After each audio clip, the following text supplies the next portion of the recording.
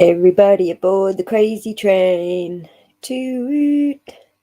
Chugga, chugga, chugga, chugga, chugga, chugga. Man, it's really nuts out there at the moment.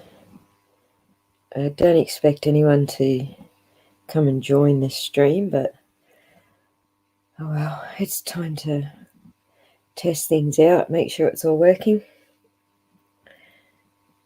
Well, there's some crazy town going on out there in YouTube land.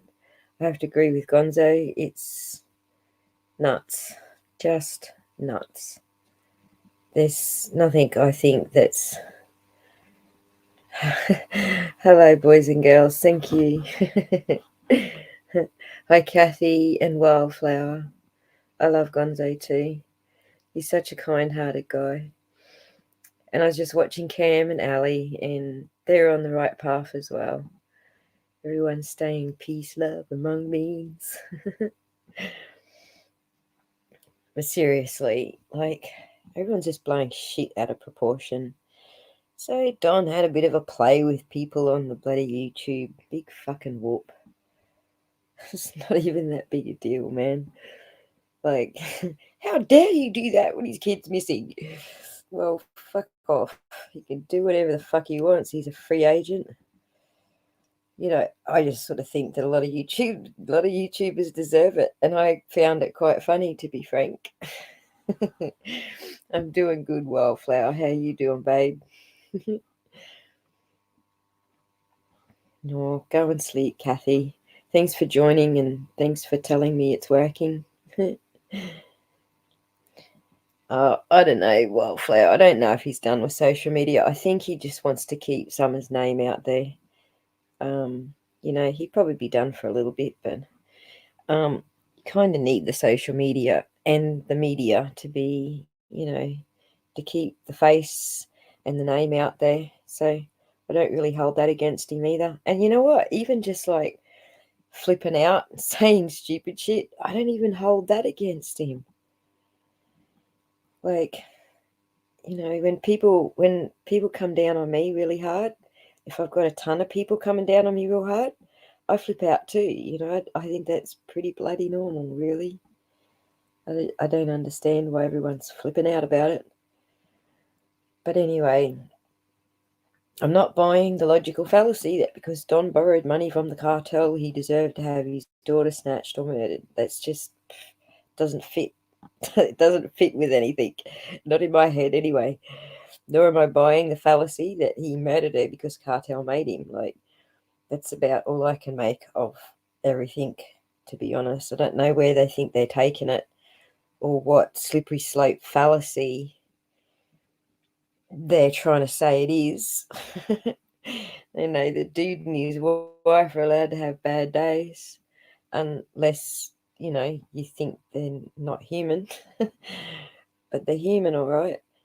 You know, if they slip and they get torn apart and they have a drink, well, that's what they do, you know. That's what humans do when we're faced with trauma. We drink, we might take drugs, we might yell, we might scream, we might just do breakfast yelling and screaming with Benny. Anyway, I'm probably rambling on a bit. I don't know that I like rambling on a bit. It's kind of a bit weird rambling on to myself. So someone's going to have to jump up and join me. So, in a slippery slope argument, a course of action is rejected because, with little or no evidence, one insists that it will lead to a certain chain reaction, resulting in an undesirable end or ends. The slippery slope involves an acceptance of a succession of events without direct evidence that this course of events will happen or have happened. That's what I think of all the Don drama. So there you go. Hey Q, how are you? That's right, Wildflower. You wouldn't be drinking. I don't even drink alcohol, and I think if I was them, I'd be drinking alcohol. It's probably more the drinking alcohol. I don't know. They're probably out of their minds. They had a house full of kids a month ago, and now it's empty. And in order for them to try and keep Summer's name out there, they still got to put up with this bullshit. So yeah, I gave up smoking weed a while back. I think that's probably the first thing I would revert back to if I was under this sort of social pressure from like the whole fucking world. It's hard enough when it's just my family being arseholes. There's only half a dozen of them. It's the whole fucking world, man. Like shit. Bit of alcohol. Whoa. That's right. Wildflower. It's too much for them. I think it's getting a bit too much for Benny too. Hello, check your NWO. Are you checking my NWO? No, I wouldn't be able to handle what they're going through either. And I don't think they're handling it. So, it's nuts. Oh my God, Ozzy, what? What did I say? Did I shock you with something, Wildflower? Oh yeah, he's okay. No, just does his head in, all the shenanigans. It does his head in sometimes, He just wants to pull back sometimes. Um, when the yelling starts at breakfast, you kind of know it's starting to get there. Oh, giving up pot. Yes, I did. And you know what? It wasn't even hard. Like, I moved out here into the middle of nowhere, out of the rat race and away from everybody. And about, I don't know, I was here for a while, probably a year or two. And I went to see my cousin up north, and I couldn't fly in a plane with weed. So I was 3 weeks away on holidays. Didn't have any weed. And when I come back, I just didn't think about it. So I didn't actually plan to do that. It just happened out of the blue. Boom, like that. Just never thought about having a joint. So I was never really a heavy pot addict. Certainly not like Benny is. But I only ever smoked leaf, and that was getting hard to find. Believe it or not, nobody grows leaf. So it got a bit too hard to find anyway. So that was part of, why I just decided I might as well stay off it now.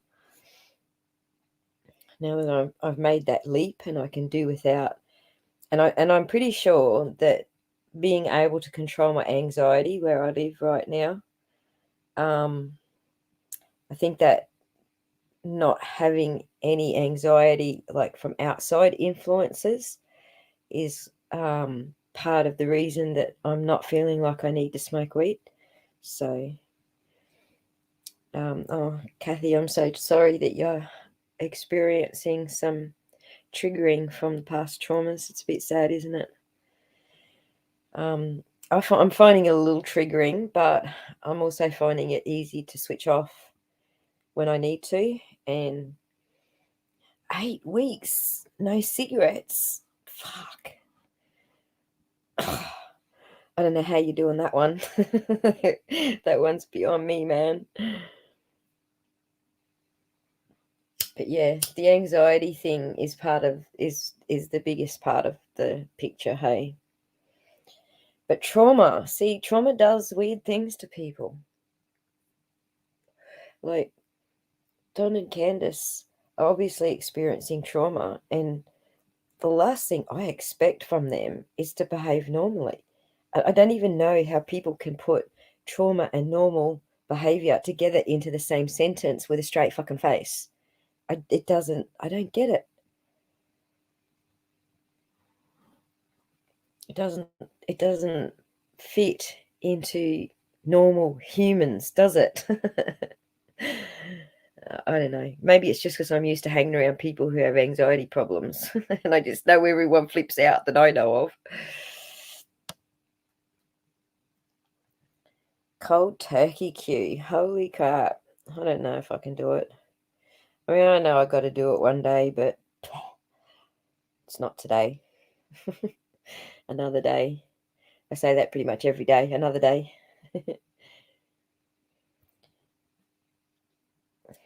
Yeah, well, that's the thing, Wildflower. I don't know that trauma actually does ever go away. Like, you remember it. Like, even if you move on from it and you start dealing with it, you still remember the trauma. And so, it's like a fish swimming around in the ocean. A shark comes along and tries to chomp at it. The fish can swim away, but it won't forget. And fish only have a 5-second memory span, but they won't forget what it feels like when a shark's coming up on them. So, and I think it's important that you still remember it. Yes, I still dream about trauma too, Wildflower. No, Q, there is no common sense in this at all. This is just like getting on the drama llama. I don't know. It's nuts, isn't it? Crazy train coming through. Toot! All aboard. I'm glad there was someone here to laugh with me because seriously, I would have just felt like a dick sitting here talking to myself. I don't know how Benny can do it, to be honest, sitting here talking to himself. Well, I guess he's got 1,000 chatters on at any time, so. But, even his little pre-recorded things, he does such a good job of those. I don't know that I'm going to. But anyway, I'm working on the Rosie Bly case right now. And I thought I'd have it up by tonight. I thought wrong because it's just fucking nuts, this case. You think the Summer Wells case is nuts. Wait till you look at the Rosie Bly case. And what's happened too is everybody from the Summer Wells case has gone over to the Rosie Bly case and turned that into a big fucking shit show. It's nuts. So it's been really hard to research it and to dig through all the fucking shit that's going on. And it's also re-sparked other shit that was going on years ago on Facebook with the Rosie Bly case. So, yeah, you want to see that shit show. It's crazy town. So basically, it makes the researching a lot harder because everyone's basically, I don't know, yes, well, there are people still, like the Rosie thing never did die. There is a group on Facebook. It's gone private now, and I think it's called Rosemary Bly Missing. No, and there's another one called Help Find Rosemary Bly. And so one's run by the lead investigator in the case, and he's managed to sort of get shit under a bit of control. But because all of the shitheads didn't want to be under control, they went and started another one. So depends whether you just want to follow the gossip or you want to follow what the lead investigator's got. Well, you all know which camp I fall in. Although I did go and have a look at the gossip channel. I'm sure I missed a lot because there's no way I'm fucking joining it. Oops. Sorry about all the noise in the background. I'm heating up a coffee. Could it be Ellie and Rosie's case? No, I don't think it's law enforcement in Rosie's case. I think the people that I have seen so far on the law enforcement in Rosie's case, I like them all. There's some bad cops. I know there is. I fucking hate Derek Chauvin, okay? In the story. Yes, there are bad cops. But, you get a vibe. Sometimes you don't feel a cop's a cop's not invested enough in the case. No, not microwave coffee, Wildflower. I just let it go cold because I was talking to you, so I was just warming it back up again because it's winter here. That's Wisconsin. Yes, it is Wisconsin. Even the original cops that were involved with the Rosie Bly case, even those cops, they, there was probably one or two I just got the whole can't be fucked vibe from, but the sheriff, I didn't get that vibe from the sheriff. He was awesome. Yeah, I can't do Facebook either. I get forced on Facebook because that's where my kids contact me and my grandkids. But yeah, I went and looked at the Facebook because it was sort of like I said, I knew the cop had that Facebook group that he started for Candy. It was him and Candy that were doing that whole Facebook group. Well, she couldn't do it anymore. It did a head in. As soon as Summer went missing, I think it was about 3 weeks later, she just couldn't do it anymore. She's already been through this trauma. She's being re-traumatized. Everyone's going on her Facebook and accusing her of something. So it's nuts. It's like really nuts. Anyway, so the reason I'm having an issue getting a Rosie Bly video out is because I'm up to 2 fucking hours, man, and I still haven't finished researching. And I just don't think people have the attention span to last 2 hours. So I decided when I got to the 2 hour mark, I'm just going to have to break this into parts and do them 1 hour at a time. I don't know that it is over the top, Wildflower. Like, because America's so big, and it's like, I can't remember how many freaking millions of people there it is, but it's a lot of millions. It's a lot more millions than we've got. If you're working it out on a per capita basis, I think it's pretty average. For Western countries, I think the numbers that are over the top are probably more in the Middle East and places like that. Because there's so much more mischief that goes on. Yeah, a lot of millions. Yeah, that's what I reckon, Kathy. I'm at the point where I've got to 2 hours and there's still more to say, still more to show. So yeah, 3 parts, I think. So at the moment I'm looking, oh, thank you. Check your NWO.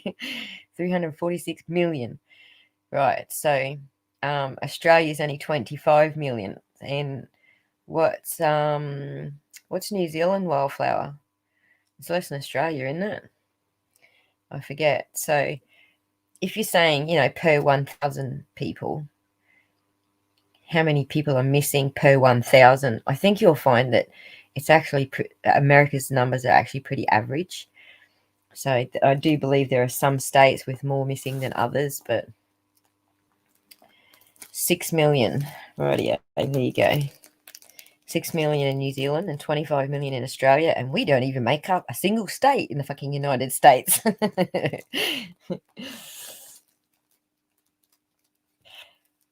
So I'm glad you're interested, Wildflower. That's awesome, because I didn't want to do, there's just so many rumors going on with the Rosie case, like how she got dragged back into it. And I just feel really bad that the whole family, it's not just Candy, the mum, it's the whole fucking family is being dragged right back through the mud again as soon as Summer went missing. So I felt really bad for everybody involved that it's gotten so out of control. I will read this to you, like, let me find it for you. I'll read this out to you. This is what the cop said that's working on it now. Where is he?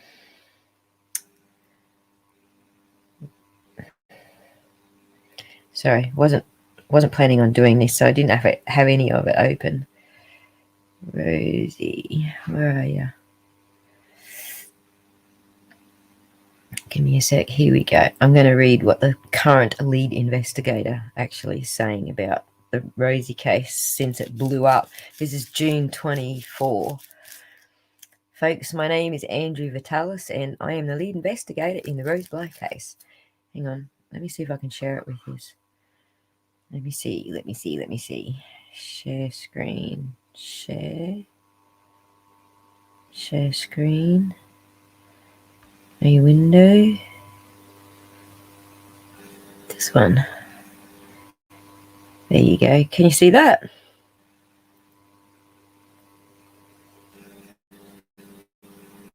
Hang on.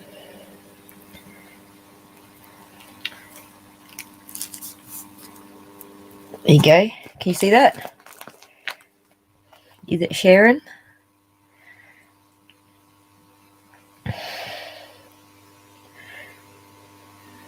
Just driving and listening to you. I'll read it out to you. Okay. All right, you can see it. Cool. Folks, my name is Andrew Vitalis and I am the lead investigator in the Rose Bly case. I'm currently on vacation, but I am aware of what is happening in Tennessee and have been in contact with the appropriate authorities. I will say again, if you have any pertinent information related to the Rose Bly investigation, please do not post anything on Facebook. Duh. And instead contact the Polk County Sheriff's Department, and I or another officer will get back to you as soon as possible. Check. Am I saying Polk County right? Is it Polk County or Polk? Polk. Do I pronounce the L or is it pronounced P-O-K-E? I don't know because I'm saying so many things wrong in this Rose Bly case. This page is meant to aid Rosie Bly's investigation as opposed to hinder it because of some of the negative postings, I have been asked to address those remarks as the page administrator. The truth of the matter is I cannot and should not be the judge and jury as to what postings should be allowed and which ones should not be. Fuck off, man. Be the judge and jury. I would be.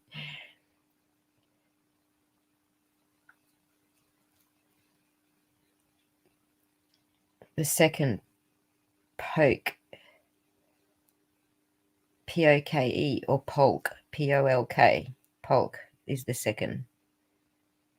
I don't know. Hey, April. I am. Hey, Kerry. Or Karen. Sorry. Hello. Karen, 56. You came from Bartwan. You should have picked it by the accent. Second sounds like Pollock. Polk. Okay. Well, I'm not re-recording the fucking 2 hours that I've already done where I've said poke 100 times. But I'll add an apology somewhere in there at the end to make sure that people forgive me. Poke is like poke salad. Okay. Yeah. So, I mean, there was just the Rosie Bly case has got a lot of weird names in it, like this St. Croix Falls. Like to me, Croix sounds like Croix, a French word, but I don't know if that's right either. Pole with a K, Polk County. Okay. Well, that's not how I've been pronouncing it. Damn it. And Kathy says poke. You guys are going to have to argue over it. It's colloquial. Right. So it's the same here, Kathy, like, and the same also in New Zealand, in that Wildflower, like, because a lot of places are named by the natives or after words that the natives use. And nobody can say the natives' names. Actually, that reminds me, Wildflower. How's that chick's name from New Zealand? I cannot say it. It's A-O... Yeah, can't say it. Someone's going to have to help me work that out because when she types a comment, I want to address her comments, but I can't say her name. Oh, I didn't actually do much on it, Karen 56. I'm just explaining why I haven't done much on it, to be honest. I started and it's just gotten out of, there's too much. There's so much information there. So, yeah, native names. Oh, her name means New Zealand. There you go. I didn't know that. So I can just call her New Zealand and she'll know I'm talking to her without trying to say that name. Jacinta. Oh, Jacinta Ardern is the no, that's not who I'm referring to. Check. Who I'm referring to is actually a sub on Benny's channel. Like, she's got this big long name that means New Zealand apparently, and love. Aroa is love. I don't know. I'm not very good at other languages. I'm not even. Yeah, that's the one. What Wildflower wrote? Tiaora. How was that? Probably not very good. Yes, I will be looking into rose bly, Karen. I got the first hour done, and I was pretty pleased with that. But all I covered was the facts that the police have released. Then I got the second hour done, and that gets into, witnesses and direct family members. But now there's a whole bunch of other shit going on as well that I thought I need to do like this in 3 parts because nobody's going to pay attention for 3 whole hours. I don't know how some channels do 3 and 6 hour live streams. That's nuts, because who has that attention span? I don't know. Benny hasn't. I probably could if it was a good subject. If I wanted to, I could do this whole Rosie Bly story start to finish in 3 hours. It would be no problem. But I just don't think viewers have that attention span. So anyway, so just to finish what this Andrew Lynn fellow says, Andrew Vitalis, who is the lead investigator, he created another group and he made it private, and so that fucked all the shenanigans off. And so the shenaniganers went and made their own group. So now there's 3 Rosie Bly groups on Facebook. So if you want to go and look at those. Modding for 3 hours, Karen. No fucking way. Serious. I'm flat out doing an hour modding. My tablet won't last any longer than an hour anyway. It kicks the bucket on me. I got a bum deal, and then they said because this has got some sort of issue with the graphics card and it overheats, so I rang them up for the refund for the replacement model. They said they'd do it like a recall and a replacement model. Yeah, so I rang them up 2 days late. How's that? 2 fucking days. Fucking Microsoft assholes. Sore finger, Karen. Just one.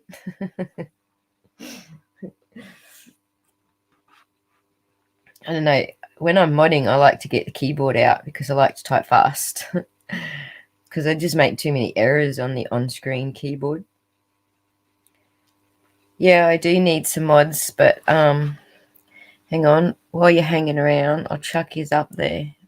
Since I got yous there, I'll stop sharing that. And I'll go log in. And I'll mod yous. Do you want a mod, Karen? Do you want a mod, Wallflower? Type a yeah if you want a mod. Type a hell yeah.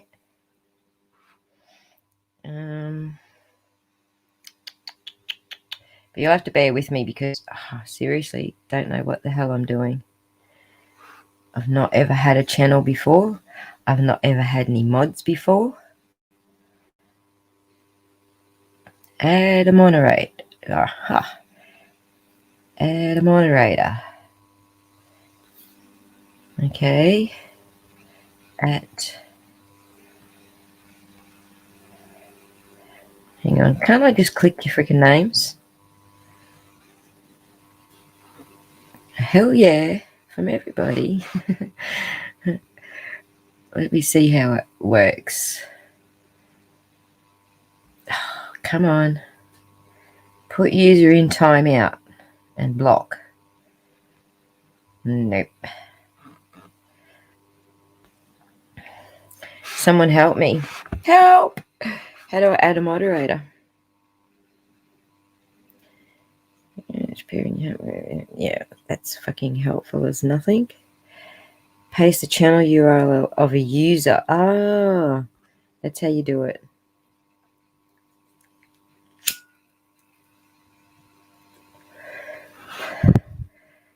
Poke salad, a dish made with the cooked leaves of the poisonous pokeweed plant, is beloved by many in the American South. Huh. There you go. No, so I worked it out. I actually did find one tiny little bit that was helpful. I got to find all your channels. See if you can paste your channel in here. I'm pretty sure I haven't set any like moderation to say you can't, but we'll see. So go to your own channel, grab the link and paste it in to chat for me, and then I'll add you as a mod. Because I'm trying to at yous and it's not atting yous.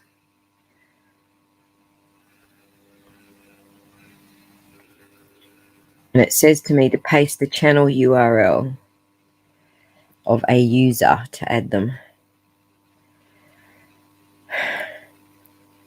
Polk County was named for President James K. Polk, 11th President of the United States.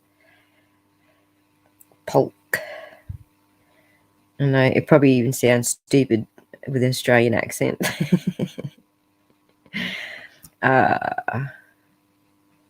You don't have a channel. Huh. Well, let me do settings. Shift videos. All right. I'll work it out after we're finished chatting. I'll leave the chat turned on so I can actually click on your nicknames to find you. Hey, Matt. Hey, I'm live. Just doing an apology. I haven't got the Rosie Bly vid out tonight.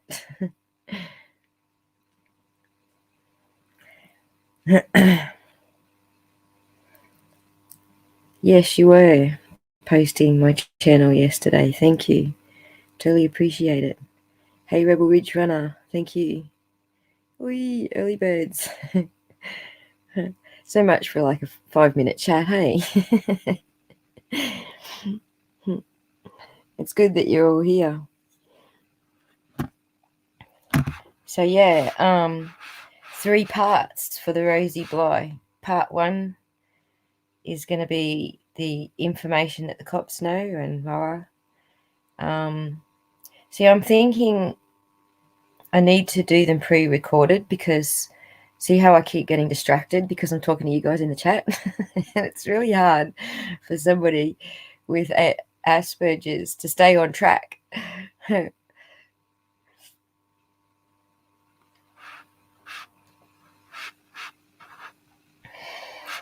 Testing, 1, 2, 3. That's right. All aboard the crazy train. All right. I will leave the chat switched on when I'm finished this live and go and click all your names. So anybody else want to be a mod type? Yeah. Hell yeah. Right. Click add moderator. Yeah, I'm not getting a right click. Oh, I got to show.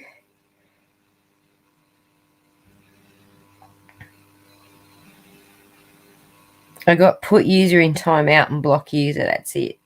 But it might be because I haven't actually paid for StreamYard. That could be it. But just make sure you type a yeah in there that you want to be a moderator. And when I'm finished, I'll go through the chat and click all your nicknames and add yous that way. Should be able to do it like that. Is that right, Matt?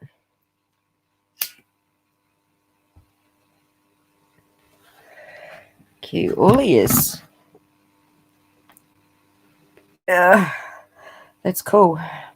It's freaking awesome. We've got all mods and no chatters. I'm sure the chatters will come. I've only got 100 subs, so don't get too excited. I'm sure once I start the Rosie Bly stuff, some more people will start piling in. And I assume Benny will probably give us a plug on his channel. So, no, it's all right, Matt. I'll work it out. Here's the funny story. I'm actually a computer programmer, so I have to work it out eventually. I've just never had a YouTube channel before. I did actually try to start YouTube last month, or about, I don't know, probably 2 months ago, I guess. And I got dogpiled on so bad, so I switched it all off and deleted everything.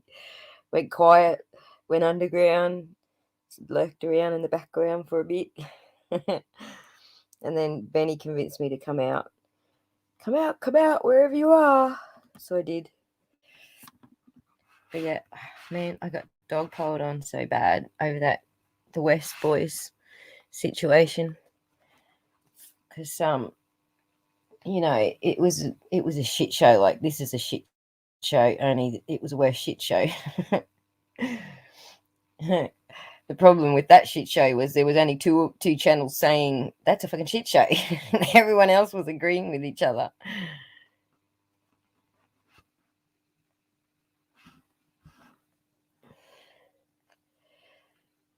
Yeah, worse. Can you believe it? Worse. It really was worse. Trying to get people to look at other suspects is pretty much what brought the hate for Benny on, like, hardcore. And I got tossed in with it because everyone was telling me, oh, you talk to Benny, you talk on Benny's channel, so you must be just like Benny. Well, I can assure you there's plenty of things Benny and I don't agree on, and that yelling in the morning before coffee number 5 is definitely one of them.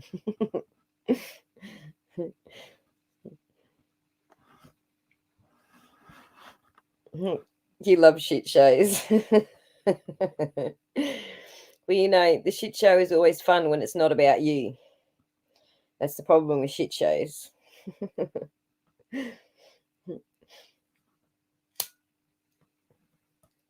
So I got to tell you a funny thing about Benny's yelling in the morning. He's like, okay, my mind's gone blank. You'll find this with me a lot. Unlike Benny, I forget fucking names of people all the time. So who's the name of the guy that played the Godfather? Who's that guy?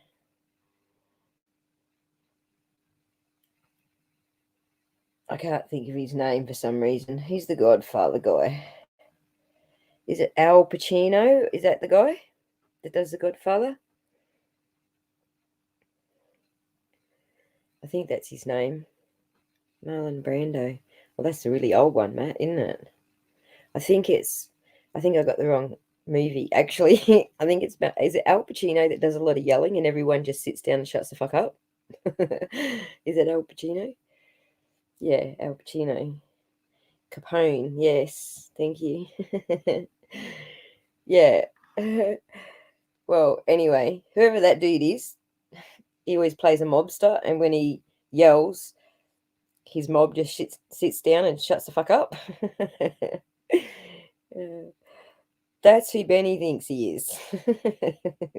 I don't say he thinks he is. That's his persona. That's a persona he's trying to put on when he's doing that yelling thing. He's just got his own, like, take on it.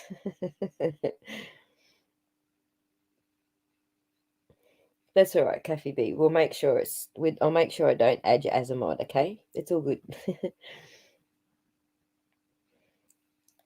But yeah, so that whenever I have a go at Benny about the yelling, he's like, yeah, I dropped my chin too, rebel. Whenever I have a go at him about the yelling, he's always like, "Oh, you don't like my Al Pacino persona?" It's like, oh my god. It's like Al Pacino with a Texas flavor.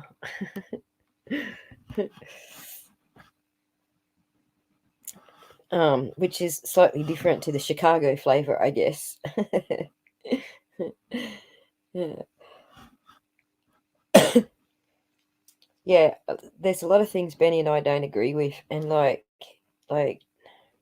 talking about on Don B today, like I get where he was coming from. I understand why he was saying that, but it's like just one of those things we don't agree on. I get that you feel you should, ring someone and say that kid, but not putting it on YouTube because it kind of goes against what we're saying about everybody else doing it, like objectifying kids or what do you call it? Because Benny's not taking money for it, so he's not doing what the others are doing. But yeah, exactly, April. I just didn't feel like it was right to blast that poor kid out.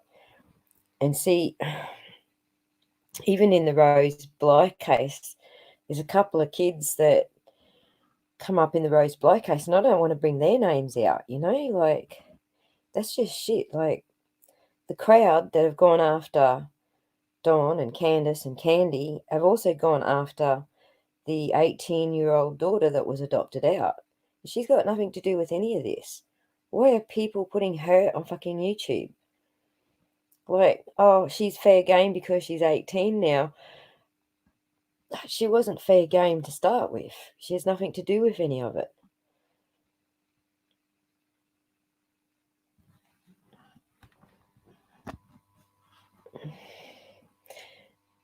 No, I don't think so. I know he's mad at me, but I was only thinking of that baby. You're talking about Benny, April. Because I haven't actually talked to him about that yet. He doesn't know that I was not on the same page with that. Pretty sure I'm on the same page as his wife, to be honest. His wife has already told him off. No more talking about that shit.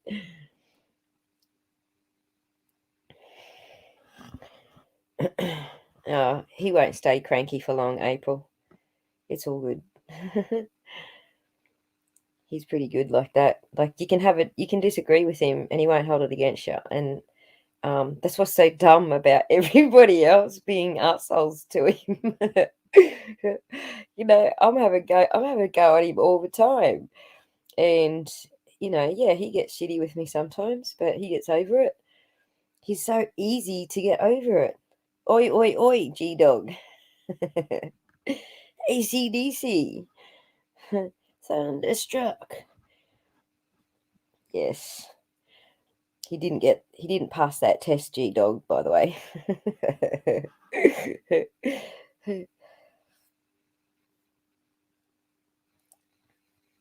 Oh, some paid members. See, that's exactly the thing, Wildflower. He doesn't care if you're fucking paying him or not. It's not about the money. I get the idea. I understand where he was coming from. Rebel, I don't know if I keep him straight. He's fucking one word for me and he does exactly as he wants. He's like my own son. I think he's the same age as my own son, actually. No, he listens to me. Like, I think so. After a little while, he'll come back and he'll say, yeah, okay, okay. Like, he's actually listening to me about the yelling thing now. So maybe, I don't know. I thought he was listening and then he, then he did the Don Me this morning. I was like, oh, still not listening. So he's pretty funny. He cracks me up. But I just know not to have my earphones in first thing in the morning with him now.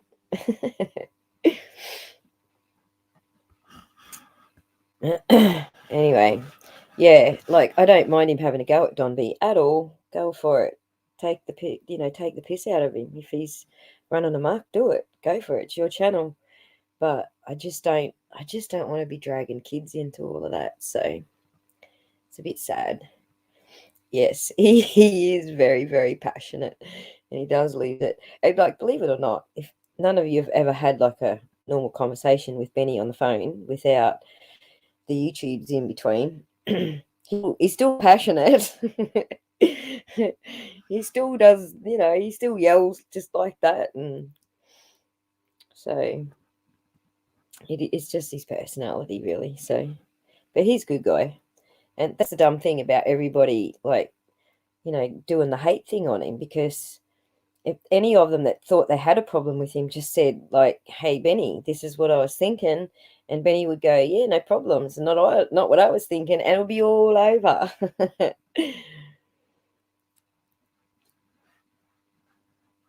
Because he is that easy to build a bridge. He doesn't hold grudges. Yeah, he's very easy to talk to, Kathy. Very easy to talk to. Like I remember when he tore his throat thing, and then he went offline. Like, he was bleeding, and he went offline, and I was like, "Holy shit!" So he wasn't answering me. So I sent a message to his wife, and then he blasted me, like, full blast. Don't send messages to my wife. Rah! So he got over it. He was good.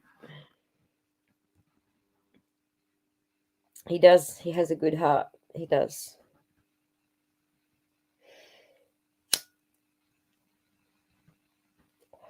Well, it's okay. We don't have to agree with everything that he does, but I think what it is like, hello, blessed bumblebee. It's nice to have you here. That's exactly right. He is not afraid to admit when he's wrong. It's harder for him to admit when he's wrong because he's got an ego to climb over first. But he certainly does know when to admit when he's wrong. So, told him I didn't like him, but I still turned to him after I heard something absolutely horrible on a log live. And yeah, we know which channel you're talking about, but I don't really want to be naming channels because I already got myself into a bloody dog piling episode and had to delete my channel already. I don't want to go there all over again. Who is Benny and where is Benny? All right, Karen 56. Benny is Blood Money Benny Keys. If you search that on YouTube, you will find his channel. And don't wear your earplugs first thing in the morning when you're listening to Benny, okay? Word up, people.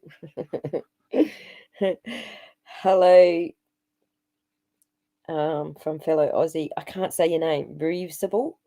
I am really bad at this. Really, really bad. Making medicine. Oh, poor G dog.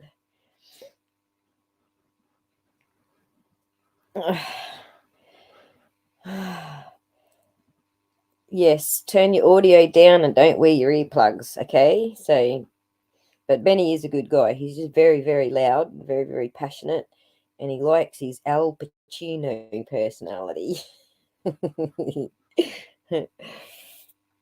It just worries me because, like, I don't know if people are serious, but some people are like, oh, sometimes it sounds a little bit like cultish, and it just worries me that people are going to start saying he's a cult now. Like, I hope they don't, but like some people are sort of making those sort of waves in his comments.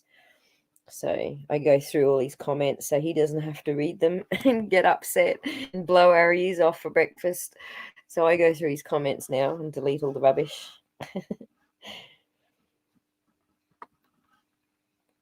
Dig into that file. Which file are you talking about? Are you talking about the Andrew file, Kathy? Or are you talking about the West Boys?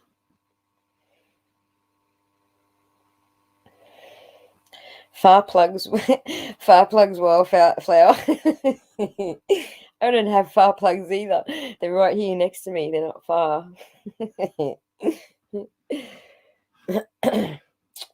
Which work were you talking about, Kathy? The wells. Oh, yeah. Look, I didn't want to get involved in the wells case. I wanted to just sit back and see what law enforcement came up with. But I'm an empath, you know. I can't just sit back and watch people get trashed like that and not feel something. It's it does my heart so heavy.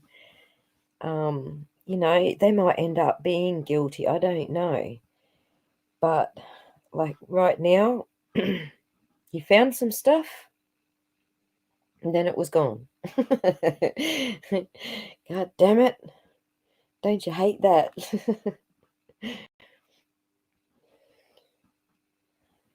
What have I missed? Yes, it's all pieces, Rebel. Yes, Karen, it's really hard. You know, I'm always the type that believes the best in people. I'm watching a lot of people that I can't believe for 1 second have a best side, just the way that they're carrying on. But just on a um, just on a before I see that side of you come out, I will take you as you are, and I will believe that you are the best person that you can be. And then I see the other side come out, and it's all a bit different. Hey, hey, you've got another name. Hey, Les, that's all you're getting. Lise.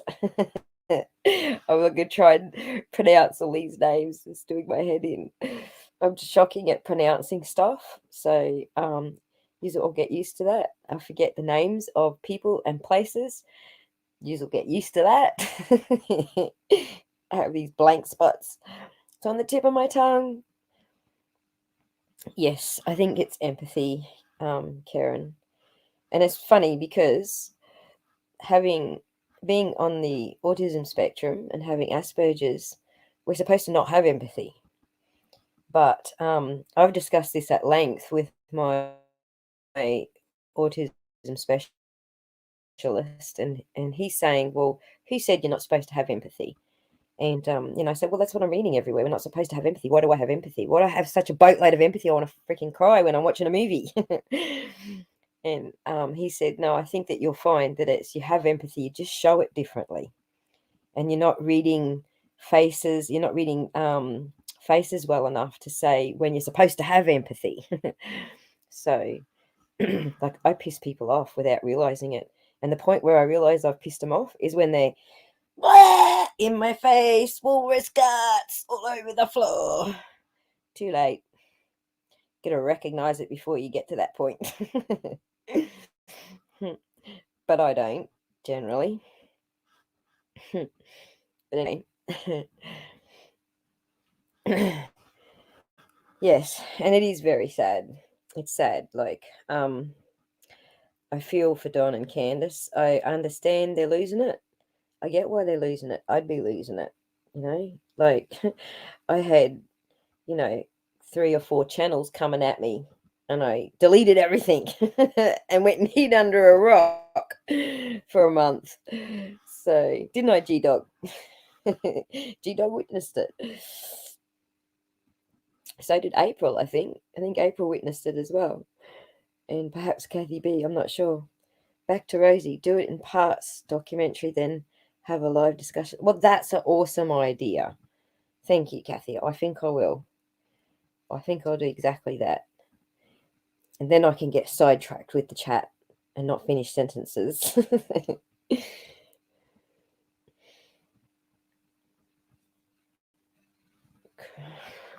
It's made me cry, troll cuss again, cry, what?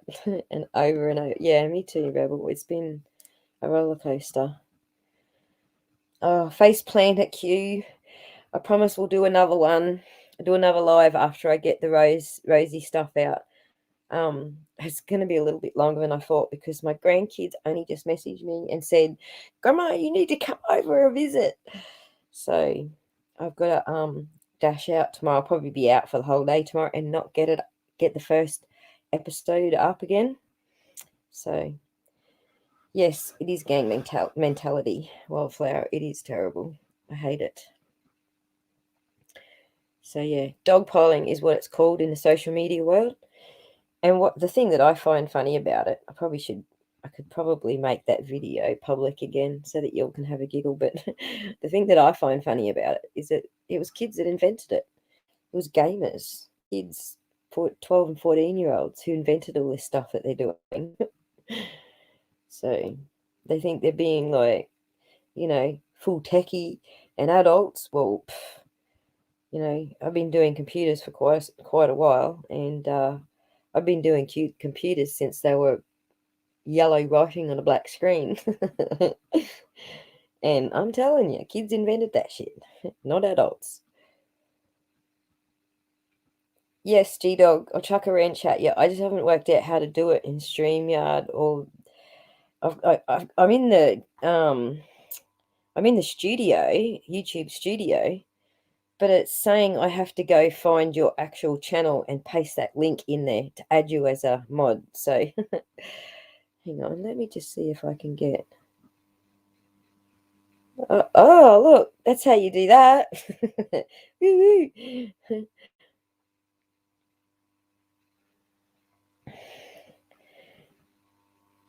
Huh, learn a new trick. Woo-woo. All aboard the crazy train. Toot. I am right on the border of New South Wales and Queensland.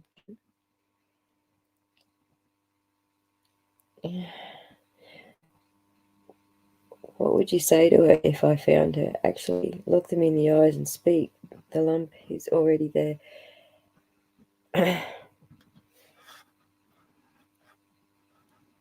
How could this kid come back to her now? Well, yeah, exactly.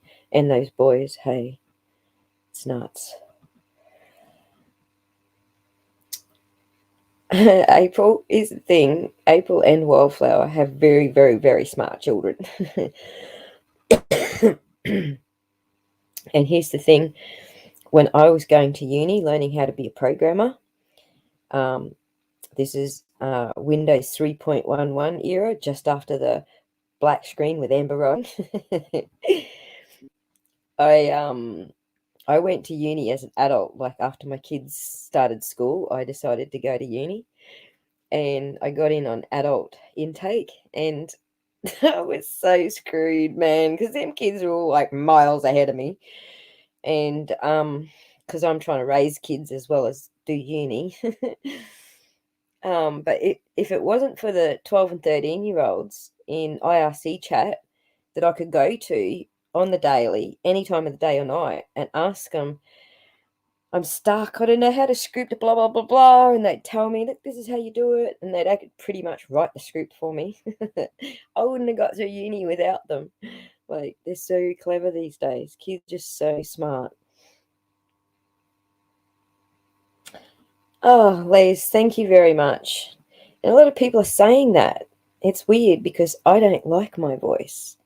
Being Aspie, having my voice played back to me is like, ooh, it's weird stuff. I don't like cameras either.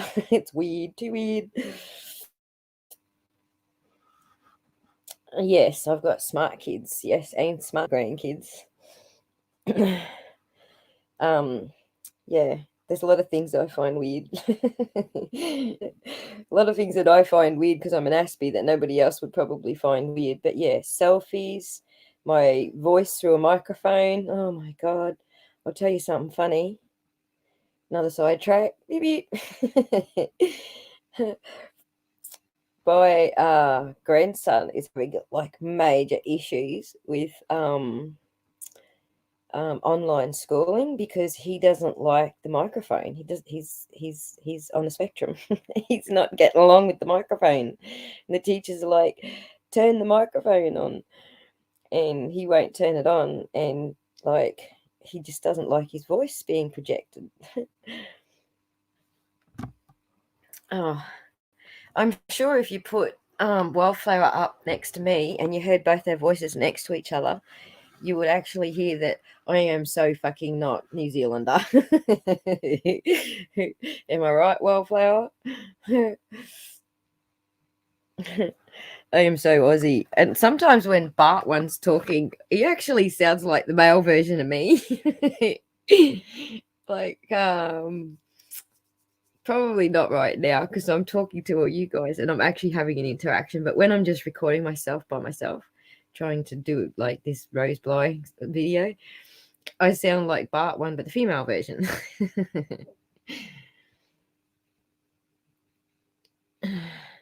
Where was he the other night? I had a quiz and had to back out. Yeah, that's it, G-Dog. You need the kids to do it for you.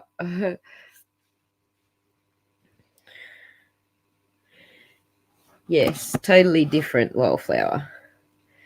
And it was interesting, the conversation that we had the other night on Discord, because we had the Texan American, and then we had the, what's Q? I think Q's, I can't remember what state Q's in, American, and then the New Zealander, and then the Aussie. It was like we were all in the voice chat together, so it was difficult.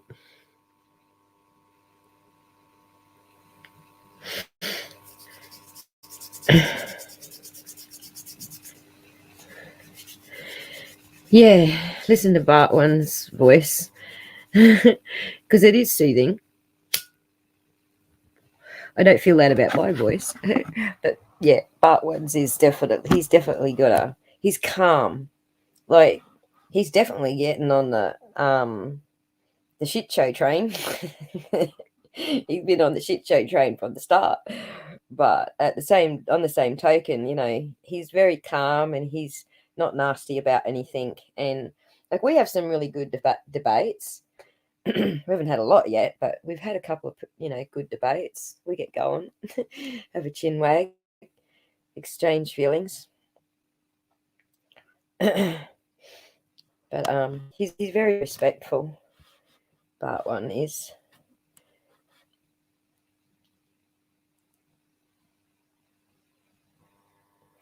Oh, come on, share it round, man. Share it round. Whoops, I hit you too many times, G-Dog. Yeah, share it round. Like, we all got different accents. I find probably the hardest accent to understand out of all of them, I think, is probably the Irish. Like the really thick Irish. I find that one really hard. But I got a Scottish friend here in Australia. Like, I don't know when he came to Australia, but he's got a very thick accent. And I love it. I love it. He's awesome.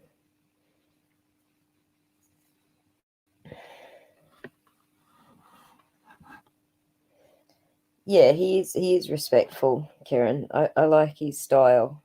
I don't agree with pretty much any of his theories. I'm sorry, but I like his style and I watch him. And there's some stuff that I find, really interesting. Like, when he jumped into what was that stuff?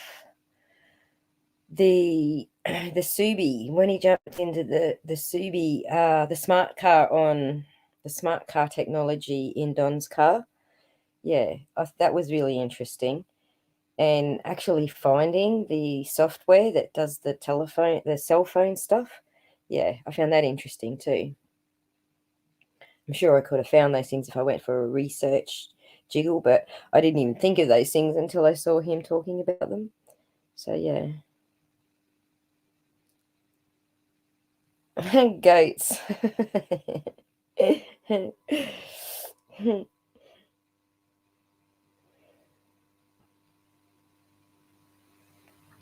You're a cashew, Q. We're talking about accents, Q, and I couldn't pick what state you were from your accent.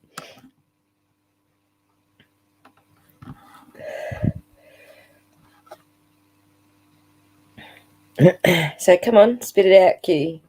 Accent. What's your accent? North, south, east, or west? Country is cornbread, eh? Part Irish. Irish. I'm just plain old ochre. mate. Ocker. That's what it is in Australia. If you're Aussie, you're ocker. Does anybody remember that song? I'm not going to sing it because it's probably, it was back from the days when it wasn't where we weren't so feminist. But anyway, can't post that shit on YouTube anymore.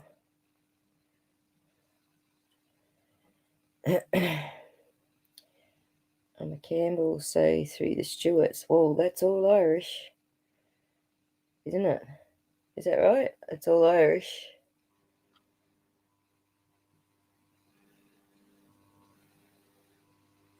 No, it's all Scottish. Campbell and Stuarts. It's all Scottish, isn't it? Q is potpourri. Football, meat pies, and yes, Holden cars. That's not the song I was singing. I was thinking though, is that like I'm your mate, I can't even remember the bloody words to it. And I really love your knockers. I wasn't gonna sing it. You made me sing it, Karen. Damn it.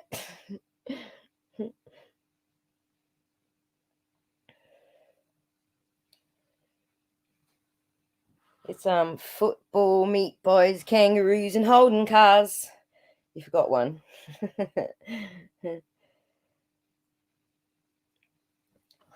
Missouri. There you go. Missouri accent. Or pigs.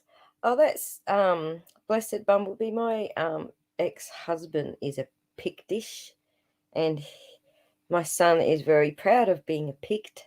And the reason they were called Picts is because of all the pictures on their skin. Apparently, like he's actually a tattooist, and he went on a whole mission to find out his ancestry and found out that they're like the original tattooists in that part of the world. Cool, hey. He also did a whole research mission into tattooing in New Zealand and the Maori way of tattooing. It's all very interesting, but yeah, I'm sure Wildflower knows what I'm talking about. But the way the Picts did it and the way that the Maoris did it, two completely different things. Very tribal.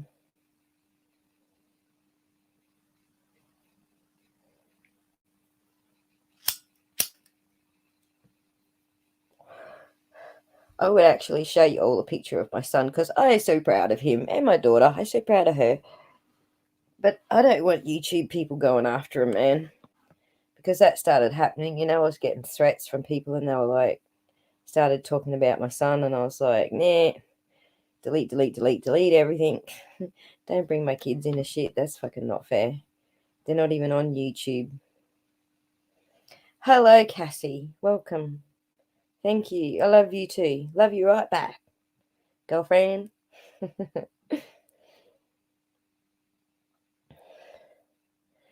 And the kids made fun of how I spoke Appalachian. Crick instead of creek. Water instead of water. Well, there you go. I say crick when I'm being funny.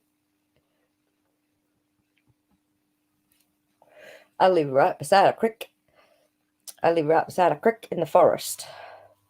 Actually, Karen, you might know that area. It's actually what the native people call the big bush. There's not much of it left. It's not a very big bush anymore. And no, I am not talking about that kind of bush for everybody else. He's thinking, Brazilians and stuff.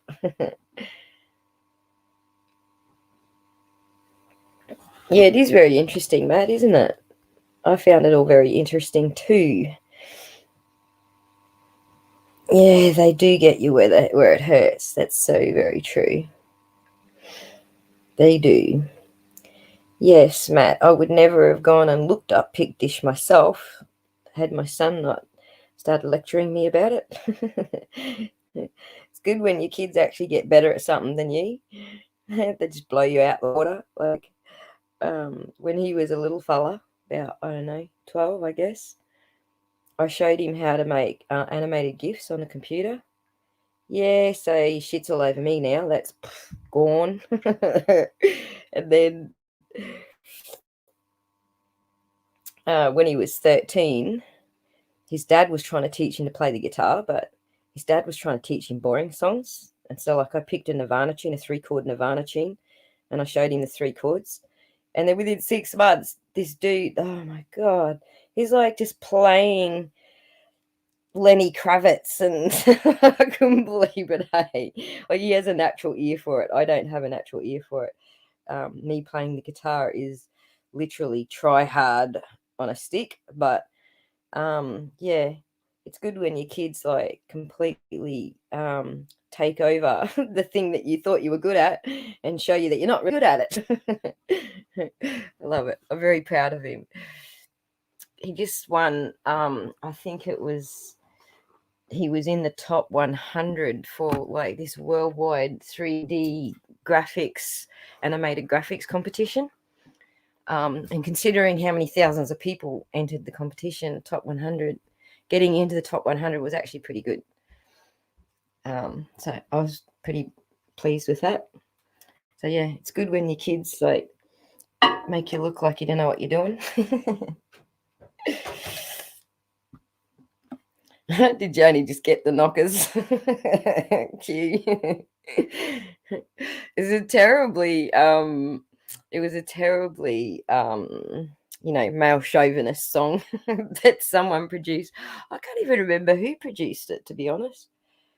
But oh goodness me, yous are all moving faster than me. Where am I talking about? Wine. Look it up. Google it. Wine. Spelled WHIAN. Type it in for you.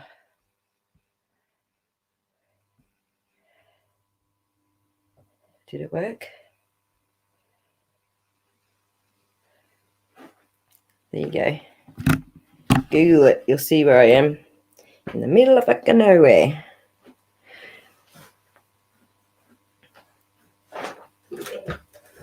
So, do you think I need to knock off the F words?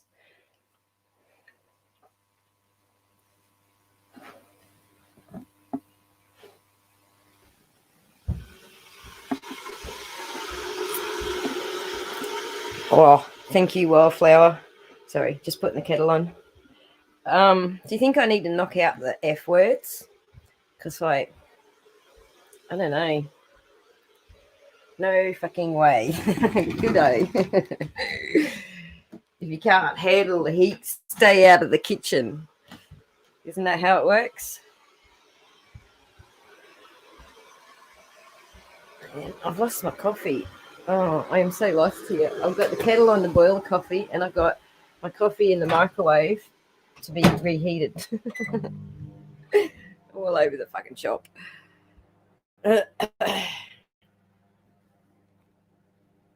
Doesn't bother you? Cool. Thanks, Mum. I try. Did you just do a wee? No, I actually turned the kettle on. That's the kettle you can hear. They're walking around going, "Where's my fucking cup?" Oh, look, it's in the microwave, where I always lose it. I've got that thing that happens to old people. Like, I walk around the house and I'm like, where the hell did I put it? I know it's here somewhere. I just had it 5 seconds ago. What did I do with it? And 9 times out of 10, it's my coffee cup.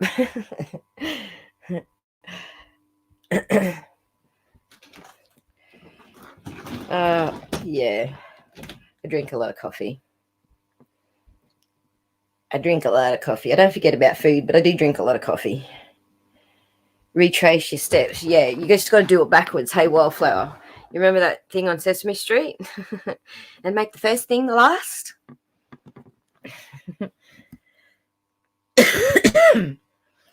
You're way older than who, Kathy? So it'd be really good if someone's way older than me. I'll be like, yippee, happy, happy, joy, joy.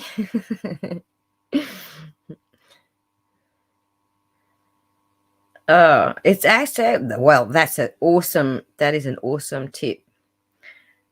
Blessed Bumblebee, I am going to take that tip and use it. So, wait a second. Who are you again? Who am I talking to?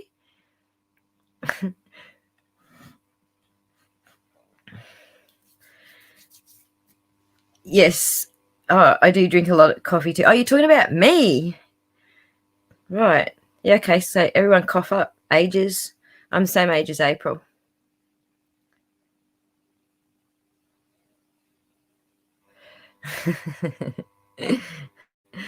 Sesame Street used to be really bloody cool, but now it's shit. Like, I turned it on with the grandkids the other day. I was like, ugh. It's just gone to shit. It's not even, it used to be fun. It used to be cool. It used to be rad. Now it's, yeah, not the same Sesame Street. Oh, yeah, Karen, I do that too. I do it with my sunglasses as well. Oh, my God, that's funny, isn't it?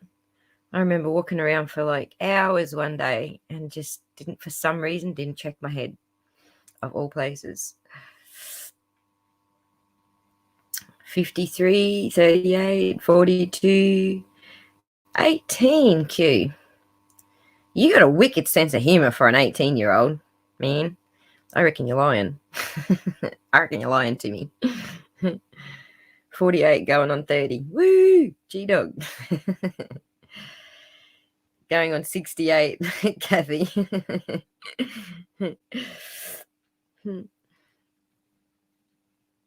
Yeah, it's still on. And it's not funky anymore. Yeah, I reckon Q's pulling a leg. She's not 18. Because she's way too smart for 18. Way. No, I shouldn't say that because I just finished saying how smart bloody 12 and 13-year-olds are. 65 nearly, Karen. You're my cousin's age. So the only person in my family that I do get along with, she's my second cousin, Karen, and she's your age. She's the only person in the family I get along with. She's the only person I actually socialize with, to be honest. Like, well, her and her family. Yeah. Plus the people that I live in the property with, they're both 65 or 60 and 65. So, yeah, I don't hang around with anyone my own age. I do wear diapers.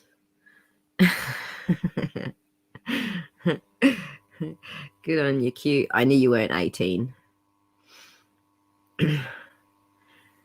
You're actually the baby in the group.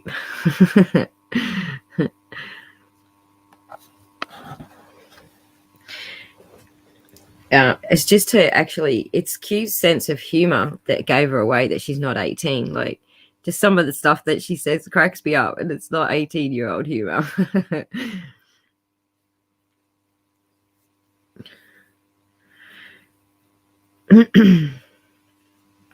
Where have the years gone? Yes, where have they gone indeed? To be honest, I still feel like I'm 21. I don't feel any older, but I'll climb up on the ladder and start doing some renovations, and my body's going to go, oh my God, we're not 21. But my brain thinks it. My brain's like, yeah, we can get up there. We can do this. We can do that. Let's go do that. It's not until the next day when I'm rolling around in pain going, yeah, no. Sometimes I've got to argue with my brain. Remind my brain that we're not 21 anymore.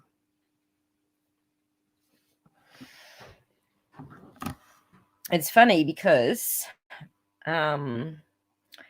just before my landlord passed away, very sad, but for the few months leading up to his passing, I remember him saying that like he had an operation on his heart and he knew he was going downhill physically, but he kept saying to me, like, my brain's all there, like I feel like I'm 21. And it's funny that I feel the same thing, like I feel like I'm 21. So yeah, my bones too, Kathy. It's the bones first. I'm a very small framed person, so bones first, muscles next. My muscles sometimes, like, my muscles make me feel like I'm 100 sometimes, depending on what I've been doing.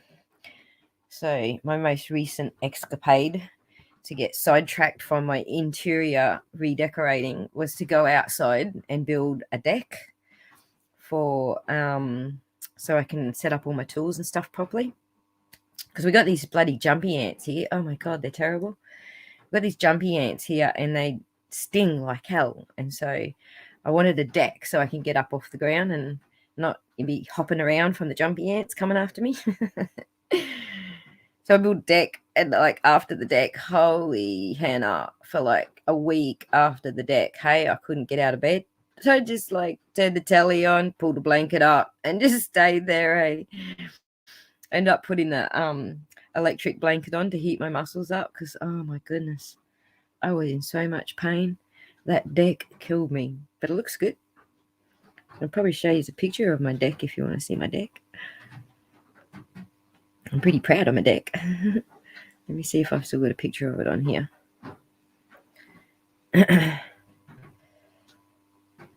It's a 4 meter by 3 meter deck.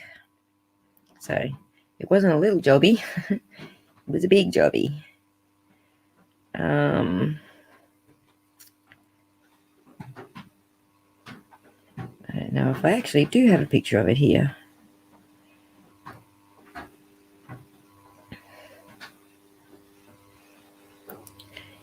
I'm sure I do.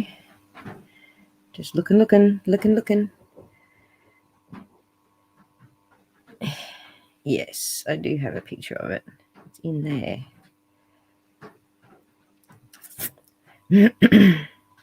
Oh, here we go. I'll show you 2 pictures of my deck. I'm very proud of it because I'll tell you why I'm proud of it. It's the only thing I've actually finished. Everything else has started but not quite finished yet. Here we go. I'll show you my deck. So this is the underneath bit. This is the part that broke my back. I spent a week in bed after this bit. And the reason I am so proud of this is because this is made out of recycled plastic. So, you know, the recycled cartridges.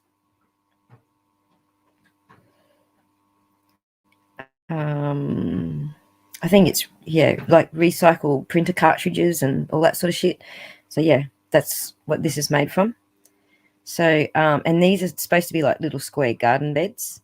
So that's how many I bought to build the base. And then should be able to swipe to the next picture. There you go. There's my deck. Very proud of that.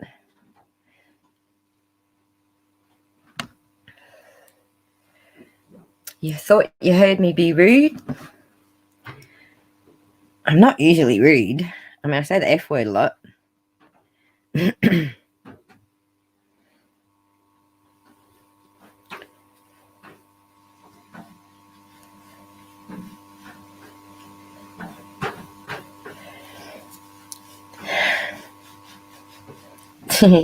That's right, April. She is now. You're part of the old girl tribe.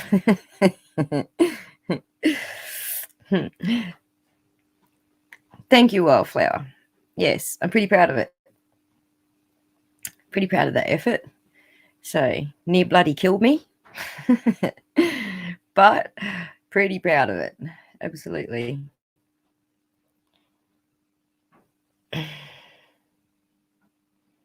Wee glass. Just a wee glass, G-Dog.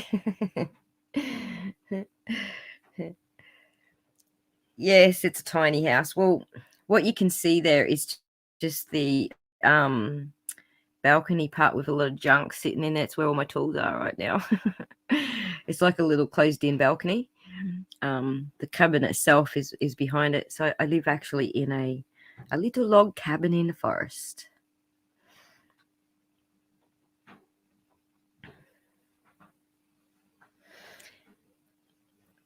Yes, and I'll show you another one. Because I'm actually a bit of I'm more into recycling, which is why I bought the recycled plastic for that. But you get 20 years lifespan out of it. Like, why wouldn't you?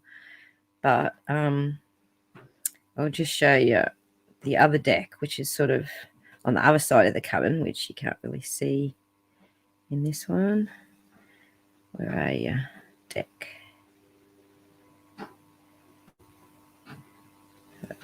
This one is actually my recycling jobby. Rather than buying recycled stuff, I went to the brick store. I just answered an ad on Gumtree, and they were giving away a bunch of pallets for free, so I went and picked them all up. And that's my other little deck on the other side of the cabin. So I just pulled apart a bunch of pallets. So that one hurt my back as well. That one was a week in bed afterwards as well. 3 acres and a mule. Awesome. That's right, Wildflower. It is better than using the rainforest. A small bungalow. Oh, that sounds cozy as G-Dog. I'm much in cozy these days. The mule is my 78 mobile home. Oh, wow. Cool. Oh, we all live in tiny little houses. Except you. Like, I didn't always live in tiny little houses because, I raised kids. So I did have giant big houses for a long time. And it was really nice to downgrade. Like, the downgrading part was a headache. Getting rid of all the shit. That wasn't fun. Like, at all. But yeah, garage sales and then trying to find somewhere to dump the rest. Hang on, I'm going to show you. Hang on. I know it's here somewhere.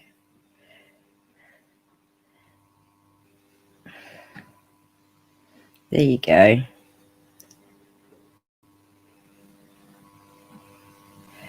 Yeah, you know what? I got too much stuff and junk too. And I've only just offloaded all my stuff and junk so I could fit into a little place.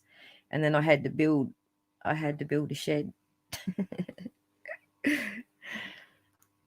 I had to build a shed so I could fit all my stuff in there.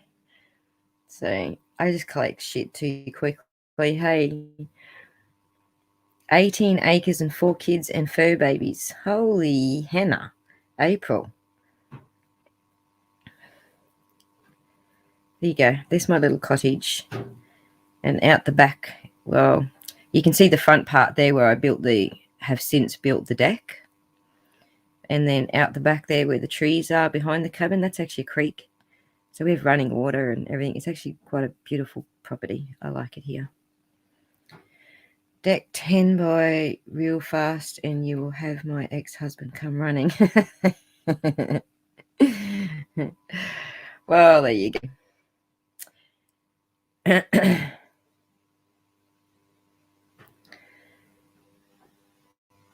Yeah, the empty nest thing. That's pretty much how I ended up here. I was a bit lost when my daughter went off to marry and have babies. Got pretty lost for a little while. Didn't know what to do with myself. But now that I'm here, and I don't actually own this property or this cabin, but my landlord's awesome. And if I want to do some little renovations, he's cool with all of that. So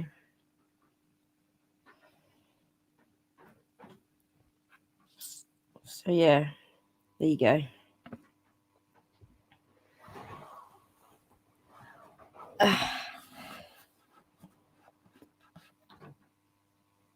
Oh, look, the kids are always wanting pets, aren't they? My kids are always, can we get a dog? I was never up for a dog. I was flat out with 2 kids, man.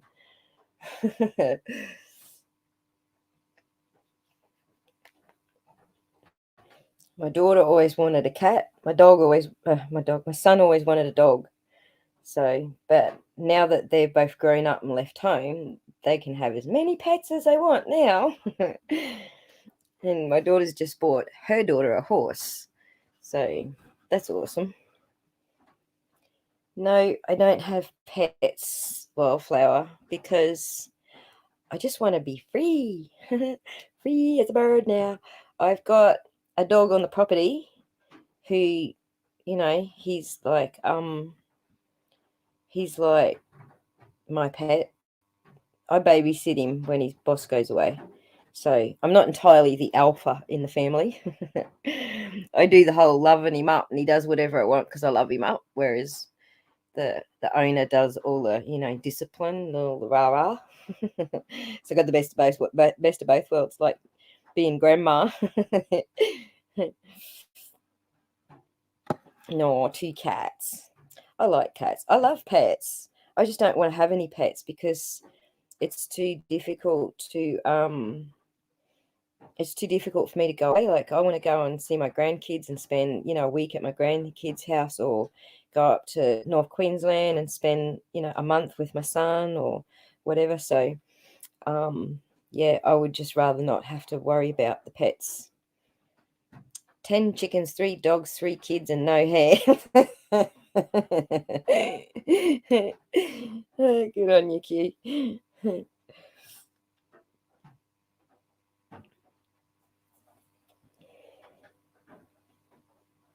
Hell bent on chickens.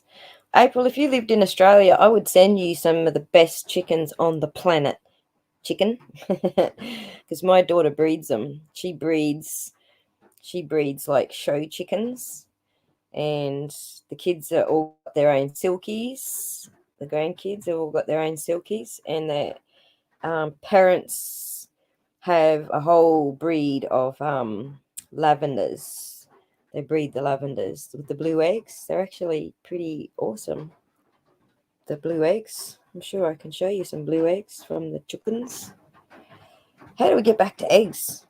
Chicken lady's not even in here.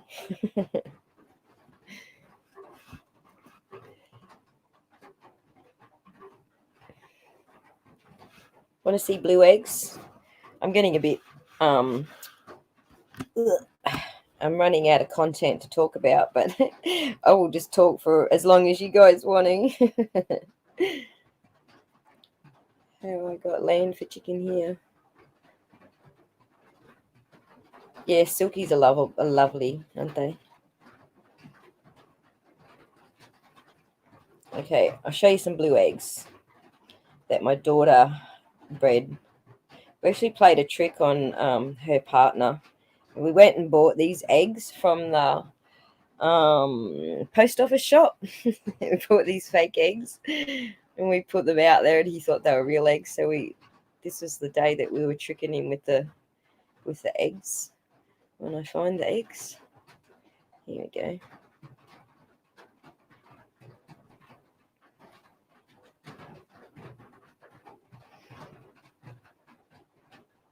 The blue eggs. Aren't they beautiful? It's such a lovely shade of, it's supposed to be lavender, but the beautiful shade of blue.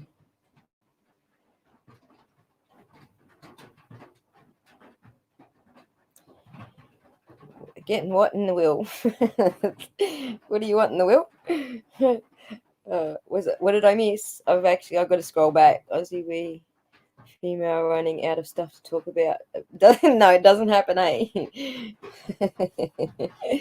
Like Matt's already gone.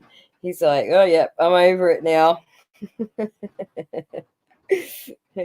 I think he actually disappeared when we said, yep, age.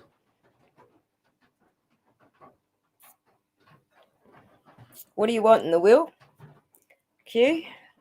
Whatever you want, I'll give it to you, because none of it's mine. Oh, the cabin. Oh, Matt.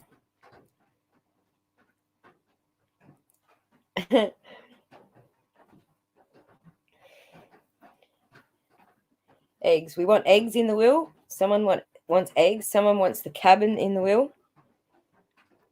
The cabin was actually the cabin was actually willed to the guy that owns it now.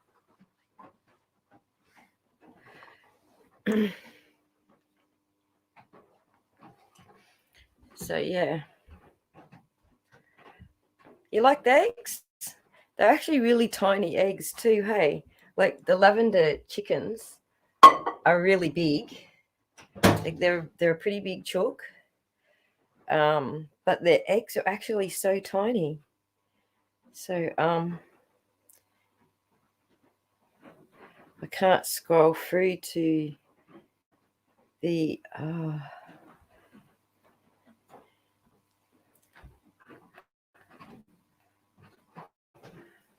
I'll show you them hatching. Do you want to see them hatching? I've got a little video of them hatching, but I won't show it if it's going to be too boring. But yeah, we had one of the last hatches that popped out. They didn't get turned at the right time, or I can't remember what happened, but daughter's hubby had to go away and do something, and everyone forgot to turn the eggs in the incubator, and so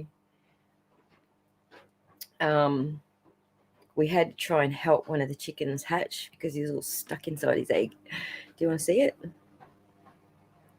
It's actually pretty sad because the chicken actually did die, but we did our best to save him.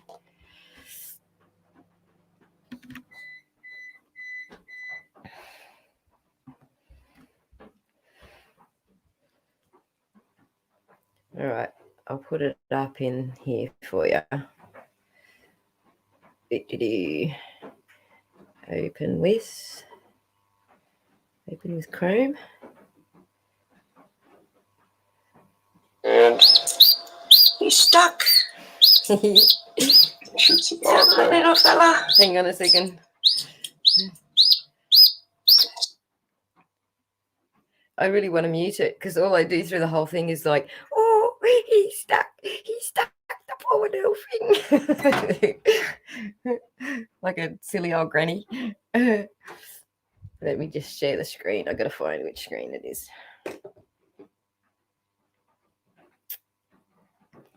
Share screen, Chrome tab, win.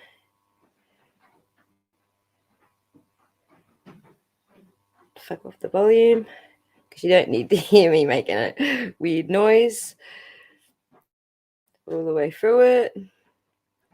There you go.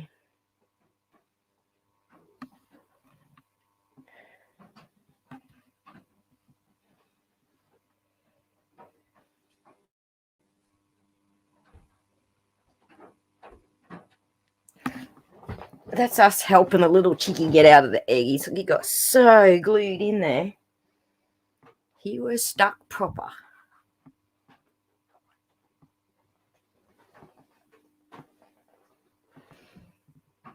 No, I don't think we showed him dying. You can hear it. You can hear it peeping, but we don't show it dying. We got him out of the egg, and then we put him back in the warm incubator with a moist bit of cotton ball because you need to moisten them up so they can get out, so they can get their body unraveled. So, but yeah, it was the next day he died, or she died. I don't know if it was a boy or a girl. But yeah, this is a lavender chick.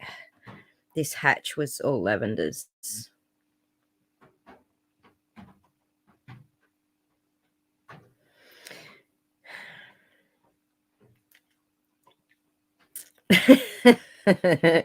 Bambi.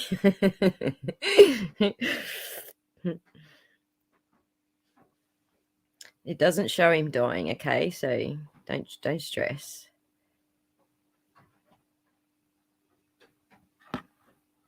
In the freezer. Oh, to put them to sleep. Is that why you do that, Kathy?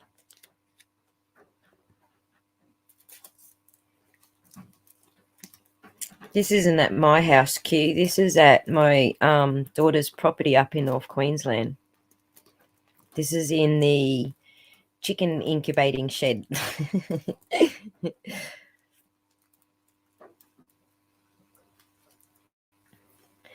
Yeah, they do. Most of them die. He wasn't going to try and save it. Because he said exactly that. My son-in-law said exactly that. Like, oh no, we can't save it. When they get stuck, they pretty much screwed. And I was like, no, save the chicken. Which is pretty funny because when my daughter was at home, living at home, we had a snake. We had a big carpet python named Hammer, and the pet shop ran out of rats. They couldn't sell us any more rats, and like you've got to feed the snake, sort of warm animals. that's the downside to having a snake. And then she was like, the pet lady was like, I got this one rat left that was a pet rat, but I had to chuck him. I had to send him on a snow skiing holiday because he got nasty. And she said, but if you want more, come back. If you want more food for the snake, come back and we'll give you some baby kittens. And my daughter lost it. She lost it right there in the pet shop. No, not the kittens. You can't feed kittens to the snake. Lost her shit. It was so funny. So then she had to go and see all her friends to see who was breeding mice or rats or anything like that, friends to like feed our snake until the pet shop got stocked up again. Otherwise, we were feeding kittens.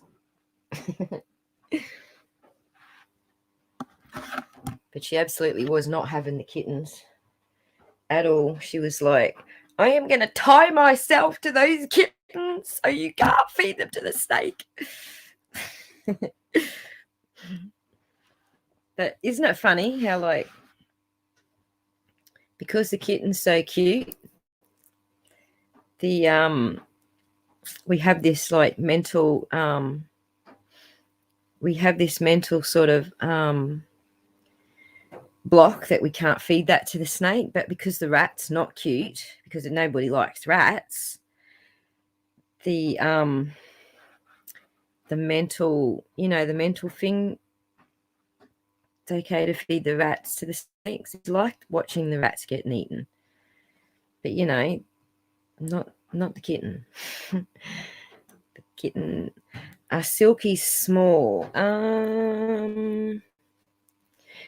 They are, I guess, but they grow really quickly. So they actually grow a bit quicker than the other types do. So I don't actually know a lot about the whole Chucky thing, hey, really. I know I sound like I do, but I don't. The dude that was in that video doing that, he's the one that knows all about the Chucky thing. I learned from him. That's my daughter's partner.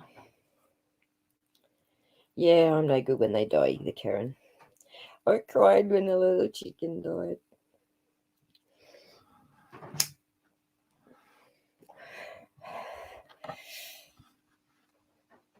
Bantam. Oh, yes. Bantam silkies are very tiny. You're right.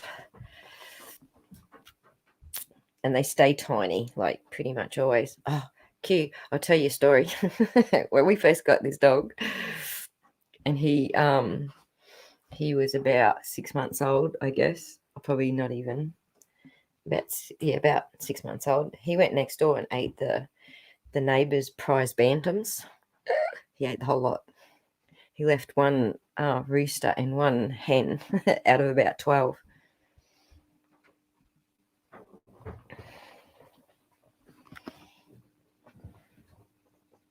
King Arthur kills rats. Yeah. Wow. Cool.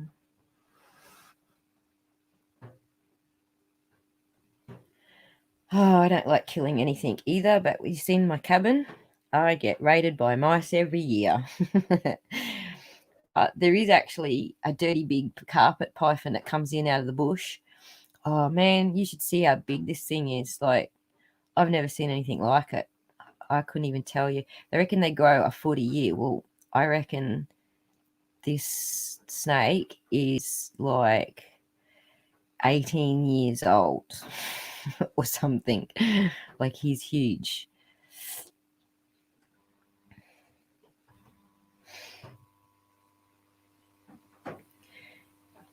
Yes, Karen, that's why we got the dog. I was telling the story over on Benny's channel. Someone followed my friend home here from the beach one night and beat the living daylights out of him in the garage. So yeah, that's why we ended up getting a dog.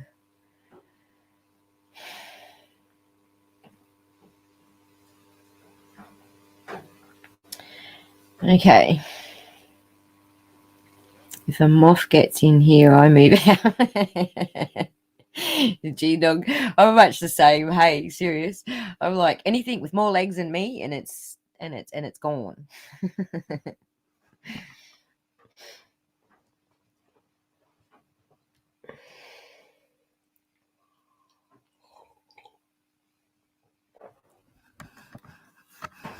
Oh, Cassie, the spiders drive me nuts. Keeping on top of the bloody spiders. Like, in this part of New South Wales where I live, it is actually home of the most dangerous spider in Australia. It's natural territory. And I'm pretty sure I've got one out there under a brick. I've seen the hole and through the brick on top of it, the funnel web spider. I'm pretty sure I've seen like a funnel web, like sort of nest in the ground when I was building the deck. And so some of those bricks at the end of the deck, yeah, they're sitting on top of a funnel web nest. I'm pretty sure of it. But inside the house, yeah, there is a lot of the spiders everywhere here. Yeah, we have epic spiders here. Epic.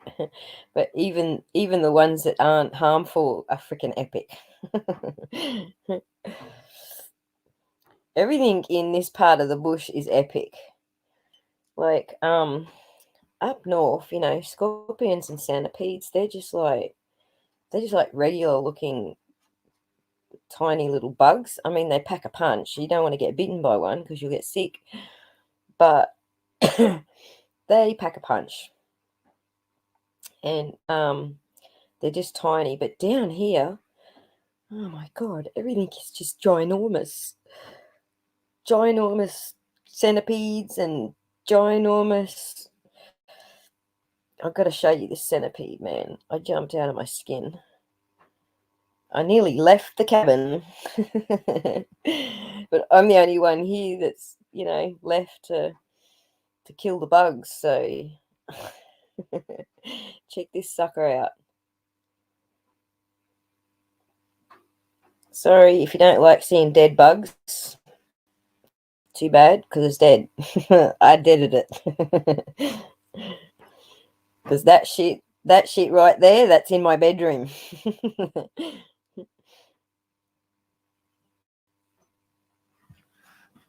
Hey, April, do they work?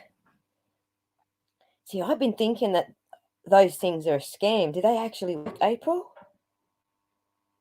Because seriously, I'm getting annoyed with the mice running around in my roof at the moment because they do it while I'm asleep, and I can't sleep. That's what I was thinking, bloody wildflower. It's exactly why I freaked the hell out and slapped that sucker. Slapped its nose to the east, as Benny would say.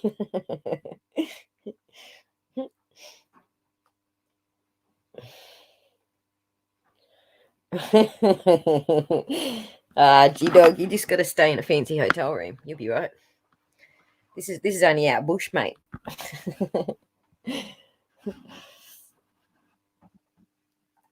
Yes, it's a centipede, Kathy. See the stingers on the back? See the stingers on the back end? So when I whacked his head, those stingers wrapped up around and whacked my sandal. So, you know, if I wasn't like careful how I whacked that centipede, he was going to get me. He just curled up all the way across, and the back end hit the shoe with the two stingers on the end. Yeah, hit the shoe. I wasn't wearing the shoe, thankfully.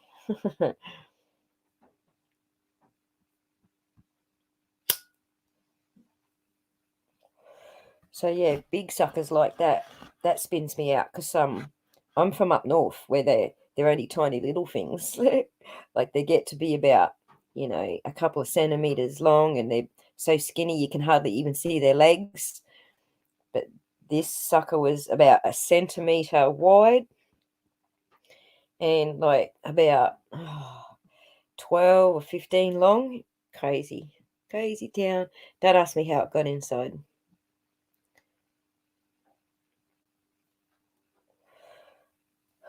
Yeah, we get some big spiders here.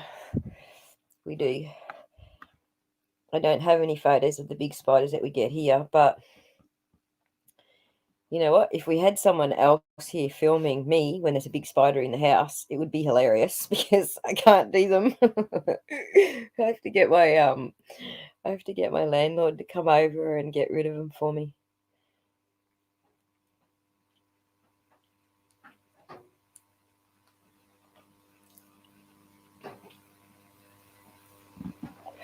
Saigon. Hey, Matt. Saigon's got some big spiders and shit too, hasn't it?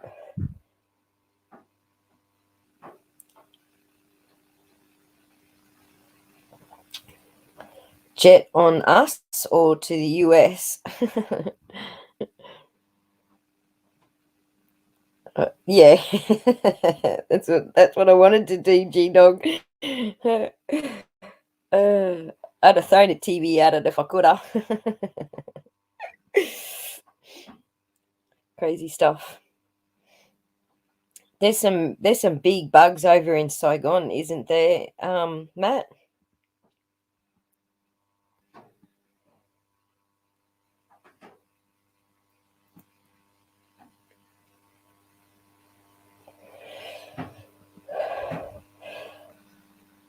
Yep, that's exactly it. That's why it's now dead, Cassie. Because it got in my bedroom. Like if it was any other part of the house, I'd just shut the door and waited for it to go away. This was in my bedroom. Like I'm going to bed. This is called out from behind a cabinet while I was going to bed. So yeah, he got squished. Lots of centipedes and rats, Matt. There you go. Yep, I got both here too. I got little bush rats here, so they're actually really annoying because this is part of what I'm renovating. See, the landlord, when he built this cabin, he didn't actually put a ceiling in. He just put ply, three ply up, which is 3mm ply. So when the rats run around on the roof, all I can hear is a all freaking night. Drives me nuts. And right now it's too cold for the snake to come visit for a feed. But as soon as the weather warms up, that big python comes out of the bush, jumps in my roof and eats them all up.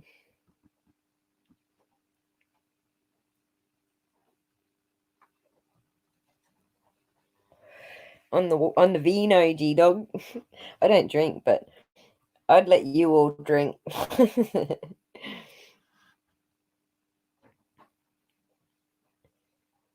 There you go.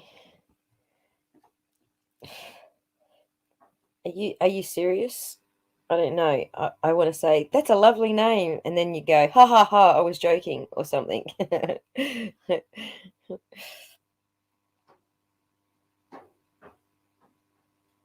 Yes, the flying ones are the worst, wildflower. I hate the flying ones. Mothballs, April.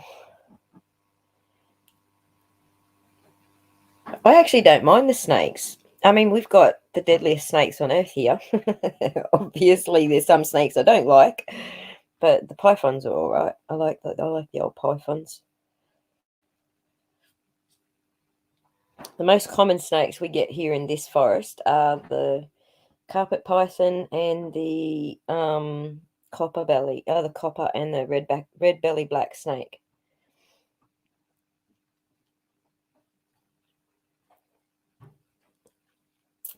Hey, I missed whether you answered me, April. Do those electronic devices work to keep the rats away? I completely missed your answer. I know I asked you and then I went looking for this picture of the centipede.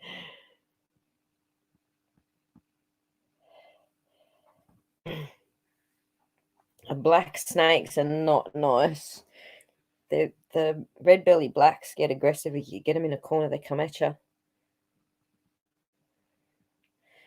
Off you go for your little edibles then, Q. Q out. Bye.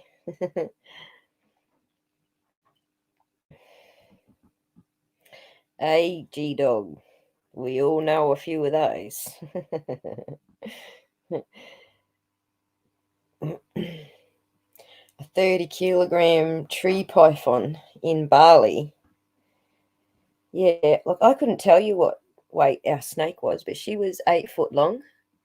And when she was coiled up, when she would sit on my shoulders and coil up around my head, I couldn't see over her coils. Like, I would have to actually pull her coils apart and look between them to go walking with her. I used to take her to the beach every day, so. Oh, bit by a copperhead. Ow. That's poo. Oh, man. I'm going to get some of those. You'll have to recommend a brand for me so I know I'm getting the one that does work, April.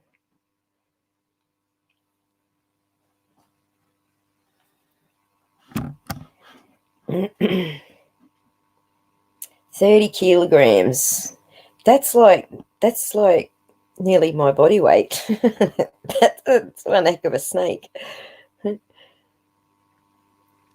Oh my goodness, April.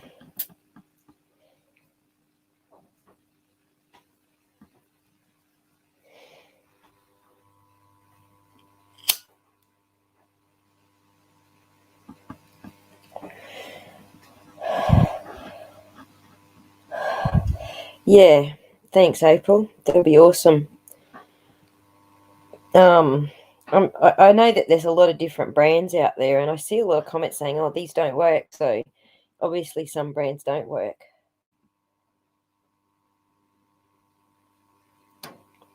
Oh, Kathy, that's how the what do you call them? The taipans are like that, eh? The taipans will come after you, and if you're driving past them, they will strike at your tires and all sorts of shit. They're pretty hectic, the taipans.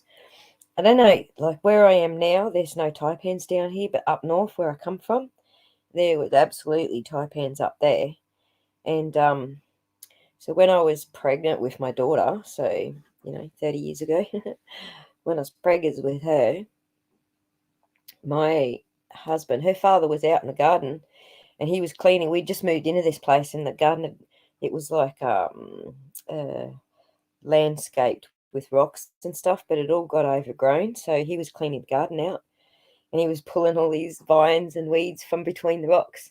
He pulls this one vine and it just keeps coming and coming, and he pulled a taipan out of the hole with it, lifted him off the ground, and he bolted across the paddock.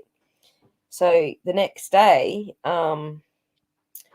we were just getting out of bed, and I had a heater sitting on the floor, like a little tiny box heater sitting on the floor with the lead wrapped around, sitting in a coil beside it.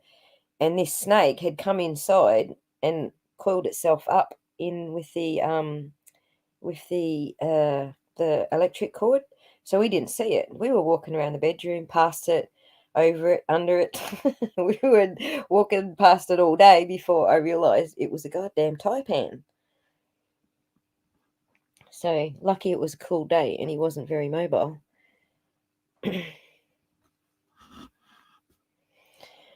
See you later, Ridge Runner. Thanks for coming in. Thanks for dropping by. I'll go through the chat and work out who said yippee-ki-yay to modding, and next time you come back you should have a spanner if I work it out.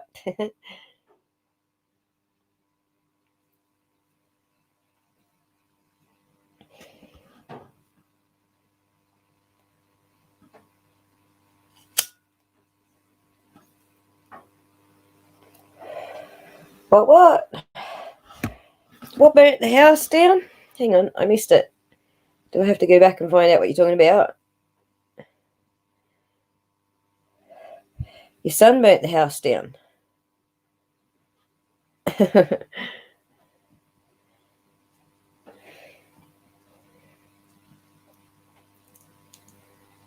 don't know, there's 3 conversations going on at once here, Wildflower.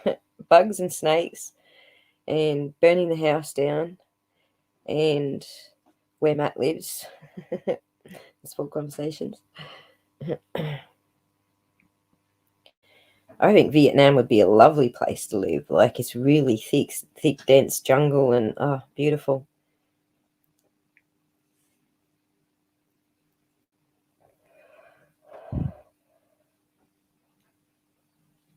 Sorry if I wasn't getting on the banter with, the dramas, the YouTube dramas. I kind of enjoyed having, a downtime and a coffee with the ladies and the gents. It's freaking awesome. So, I really liked the idea that was thrown out there. We do part 1, part 2, part 3 in the Rosie Bly case. Leave all the gossip to last. I will cover the gossip because everyone likes the gossip, but I will absolutely preface it with it is gossip. And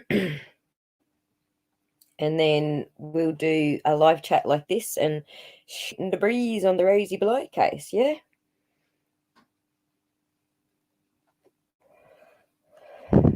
Yeah, it is great not chatting about drama. I'm loving it. It was a very relaxed chat.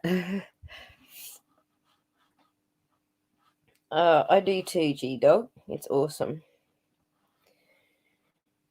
Yeah, I think it was your suggestion, wasn't it, Karen? I forget whose suggestion it was, but it was a bloody good suggestion, so I'm going to run with it.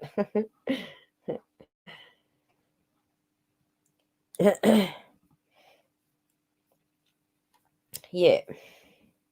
So if you just want to go on, like, cheat first, you can go and have a look at the Facebook groups. But if you don't want to cheat, you're down for all I got. Awesome, Cassie. If you want to cheat first, go and have a look on Facebook and just look up Rosemary Bly on Facebook, and you can do the cheat sheet. But it's not easy to dig out. It's not easy to weed out what the police believe is fact, which I'll do in part 1. What the family believes, I'll do in part 2. And then the gossip in part 3. Because it's so messed up on Facebook. No one stays on the thread, on a topic. It's just all over the shop. Like a kleptomaniac. Yeah, good on you, April. Thanks very much for joining me, everybody. It was awesome. We've been here 2 hours, and y'all didn't get bored. That's awesome. Love it. I think I'm going to enjoy doing this a little more than I was imagining. I actually had a terrible fear of doing this, or anxiety. Let's just say I had awful anxiety. But here I am, and I'm through it. And I'm feeling very relaxed and calm, and I enjoyed everybody's company. And I like it when y'all make me laugh. Like, I know there's not always topics going on where it's good to be laughing, so. No, time flies when you're having fun, doesn't it, G-Dog?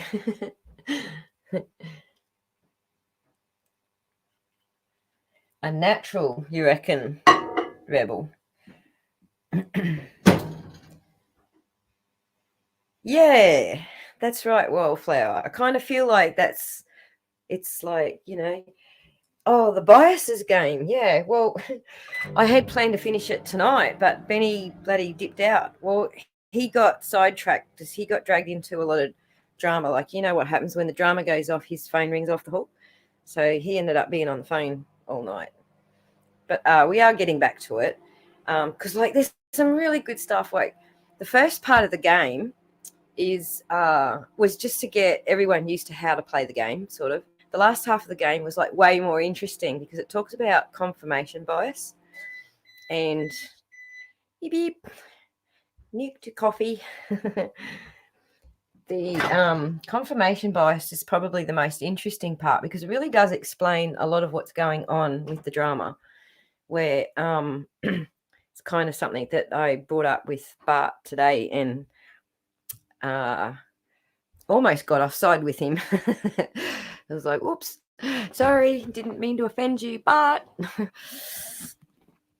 but yeah, the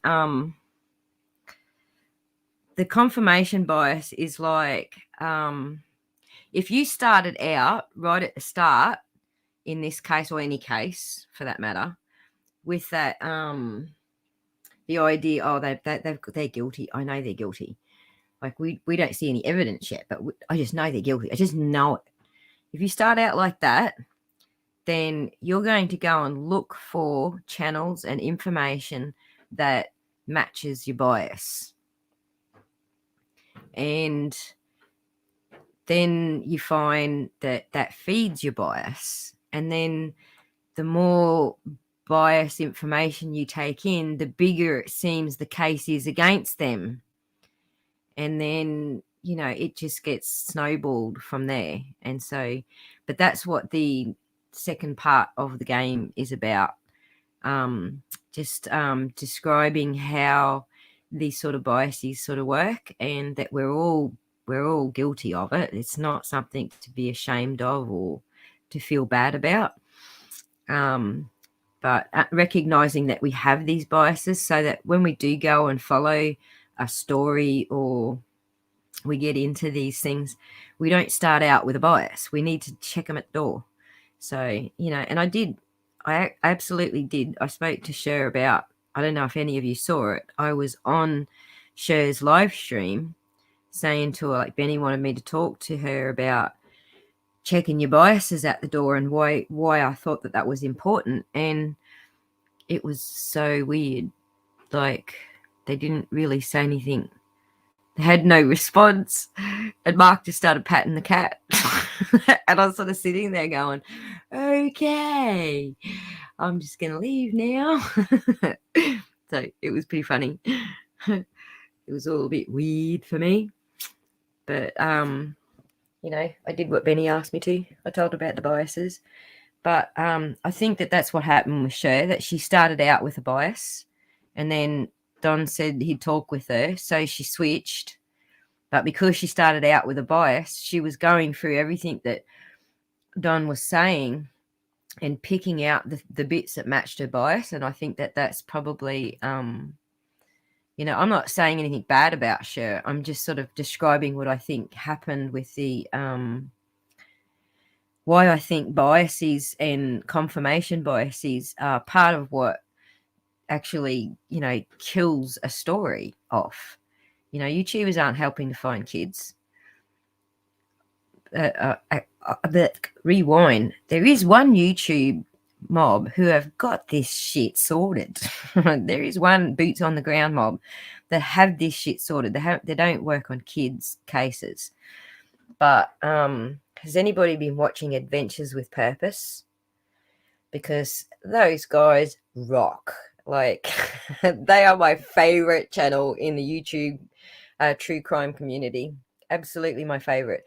And they have solved, oh, the God, they must be up to a dozen by now, missing person cases. So they're awesome. They're freaking awesome.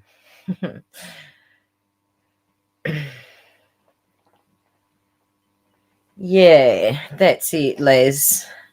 Like,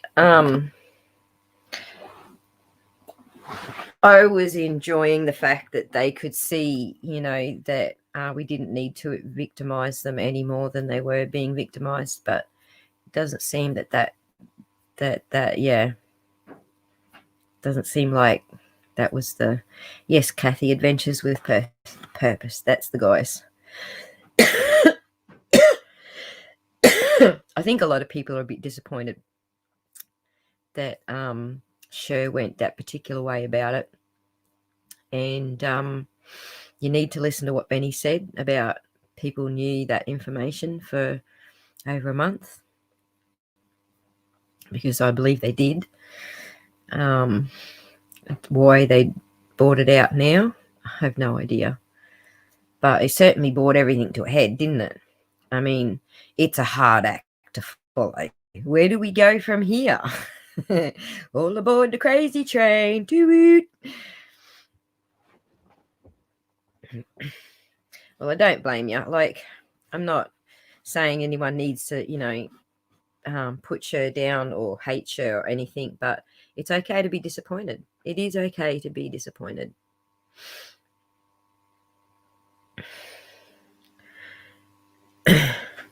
Yes, Wildflower, you so have to go check them out. Go check out Adventures with Purpose. So they drag missing cars and their drivers out from lakes and stuff, but what they actually started doing was cleaning up the rivers and the lakes. They take magnets out. They go magnet fishing and they drag in lots of stuff with their magnets, old guns and junk and crap. They're actually cleaning things up. So that's why they say with purpose. They have a purpose. They are there to help the environment. But at the same time, they're also they're also like experienced scuba divers. So if they find a car, Jared is so cool. He's even designed his own airbags. So if they find a car, they can actually float it up and get it out of the river. So he's awesome. I got a lot of respect for Jared. I mean, he's got his share of haters. There's people that go on like, oh, they just don't treat the families with respect. The first few cars they pulled up, they were just really excited that they helped to solve this mystery. And people were tearing their asses off because they enjoyed it too much. So there's always going to be haters, right? But I'm fairly certain that those families who were missing their loved ones were very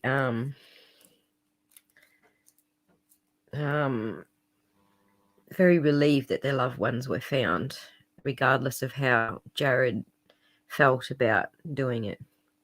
Haters, mate. They're always haters. That's right. You're welcome. You're welcome, Les. I don't know how to say your name. I'm still going to fuck it up, but you know I'm talking to you when I say Les. Right?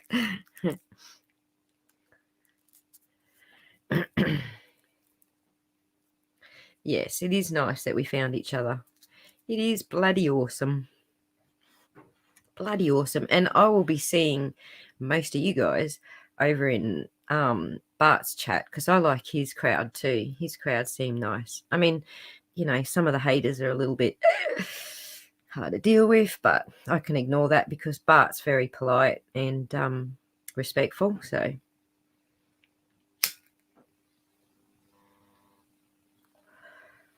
the wind was forced out of our sails. I don't think so. I think the wind has only just started, to be honest. Da-da! Da-da-da-da-da-da-da-da-da-da-da-da. Is that, am I doing the right noise? Is it Batman? Leja.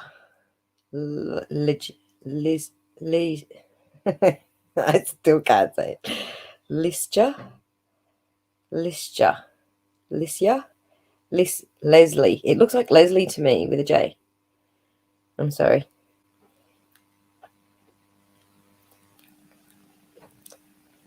You'll give who a second chance? You're talking about Bart, Kathy? Thank you, Kerry. I will see you over there.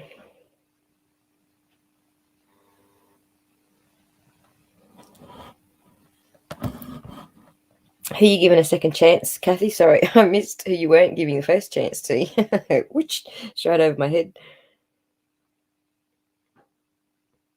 I wouldn't say a damn thing here. I wouldn't say straight to them.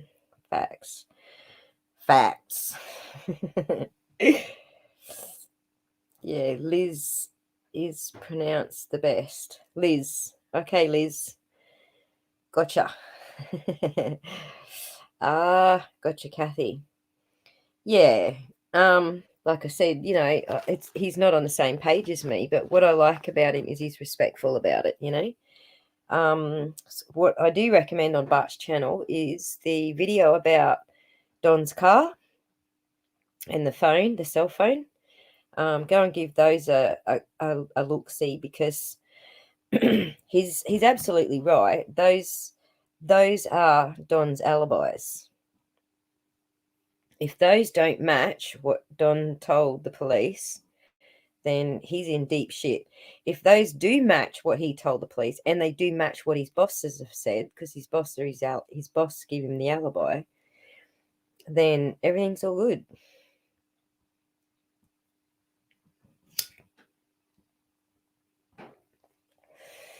God, I talk slow, Karen. That's why I said he sounds like me when I'm recording myself. Like right now, I'm just having a free for all. But when I'm recording myself, doing pre-recorded show, I do talk slow, and I've got to go back over all my recordings and delete all the spaces out between my words. The name of the channel is Bart1. I'll type it in here for you. Bart1.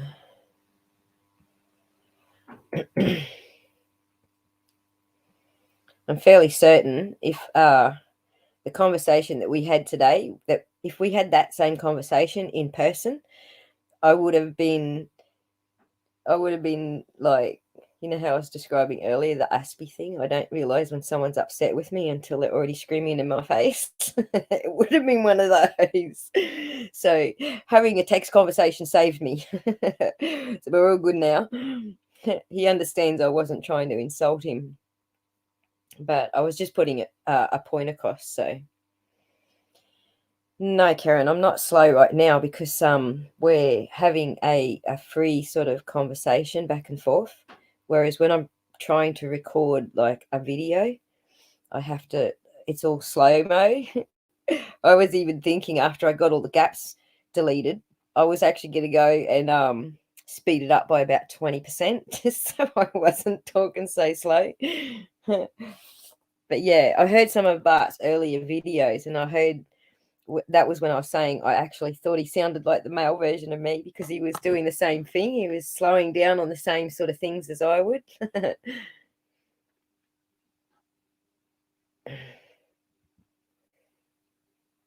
That's right, Cassie. It absolutely is. It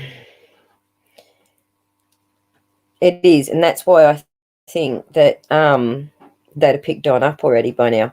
But like, there is that, like, just watching the Barry Morphy thing unfold.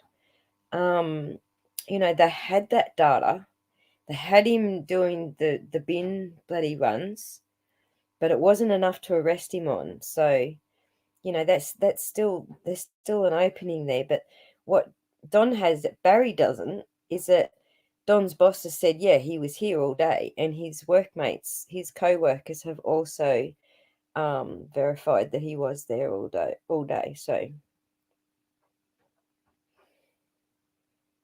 yeah, I got a whole problem with that. Here's the thing about that, all right?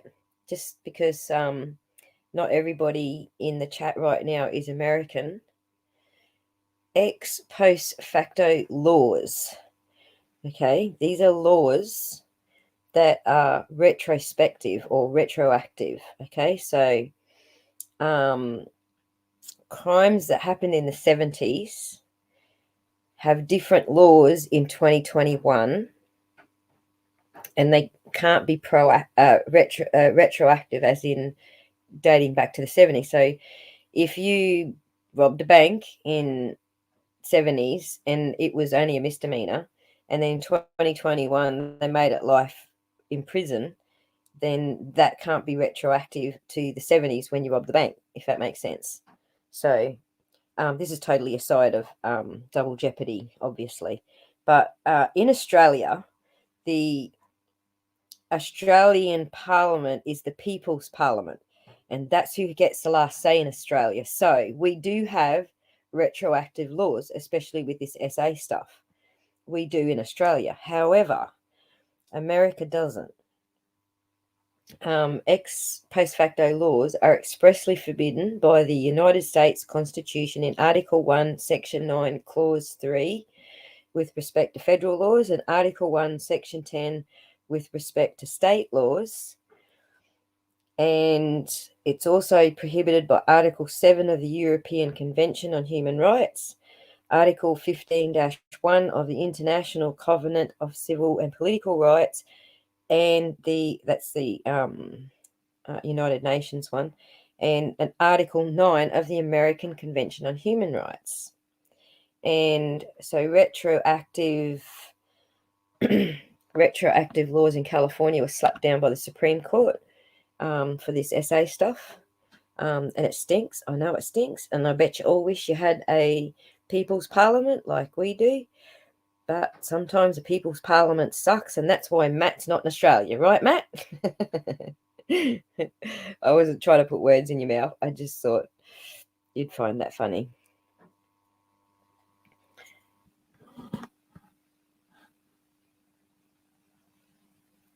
Oh, what did I miss while I was rambling on? What did I miss? You don't know the laws there, yeah. So in the West, we are under the United Nations, and in the East, you're under the European Union or something like that. I think it works sort of general-ish.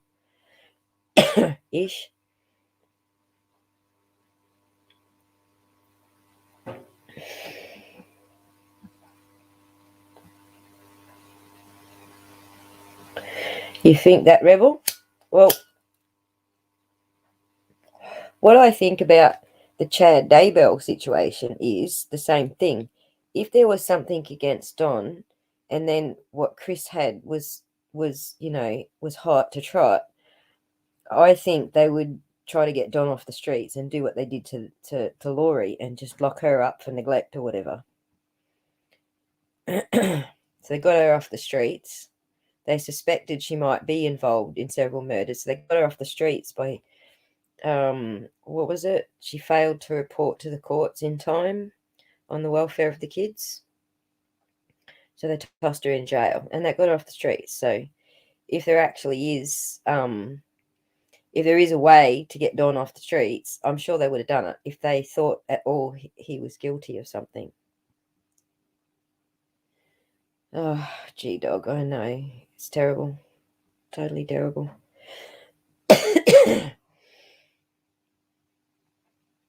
The book, huh? No worries, Karen. Thank you for dropping by. Thanks for joining us. Thanks for subbing. Yes, he is G-Dog. He is, absolutely, because none of this should be on YouTube. It's just not right to have it on YouTube. So did you all take notice of the dates today? Did you all get the dates out of that conversation with Mary today?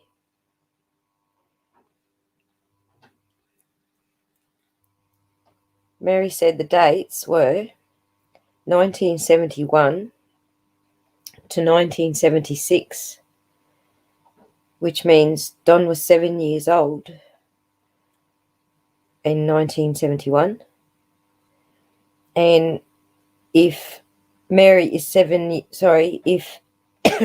Jeannie is 7 years younger, she wasn't born in 1971. Well, she was born in January 1971.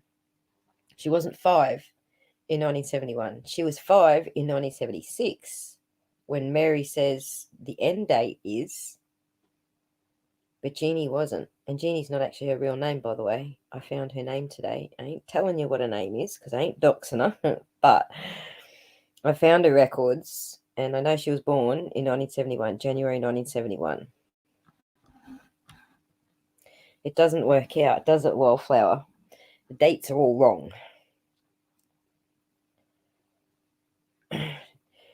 Well, it 71, what's 64 to 71? How many years is that? I think that's right. I think that is 7 years difference between them. But what they're saying is that Mary said the dates for the assay occurred between 71 and 76. That's the period that they're looking at. She said that a couple of times to Don on the phone. So 1971 minus 1964, 7 years difference between them. So there you go. I should have been able to do that in my head, but I've been blabbing for so long, my brain's gone to mush.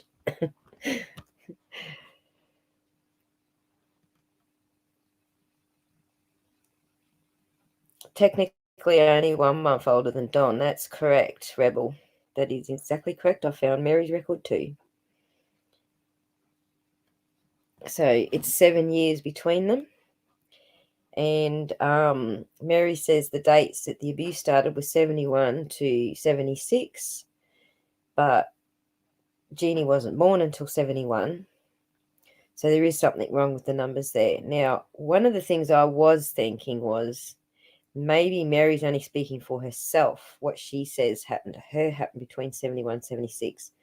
And then Jeannie's got different dates from 76 to, she said 18, so 82, 1982. Yeah, I don't know, April. We're talking about a 7-year-old kid. Think about this. Don was 7 years old. Remember the live stream Benny and I did on this? Don was 7 years old.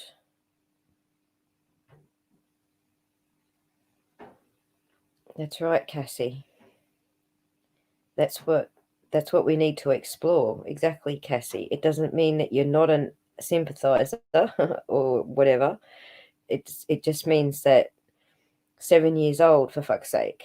Okay? Now, my kids were separated in 2 different homes by those ages. So I don't have any experience with what they went through. And I'm sure if I talked about it on YouTube, they would die of fucking embarrassment. So I'm not going to talk about it on YouTube. Now, if I'm not going to talk about it with my kids and embarrass them on YouTube, why would anybody else be doing it to these poor girls? Or Don, because he was only a 7-year-old kid, you know. I know that there is some, normal body curiosity. I don't like the way the words that Benny uses for it. He he makes it sound like he's normalizing sexualization, and that's not what this is.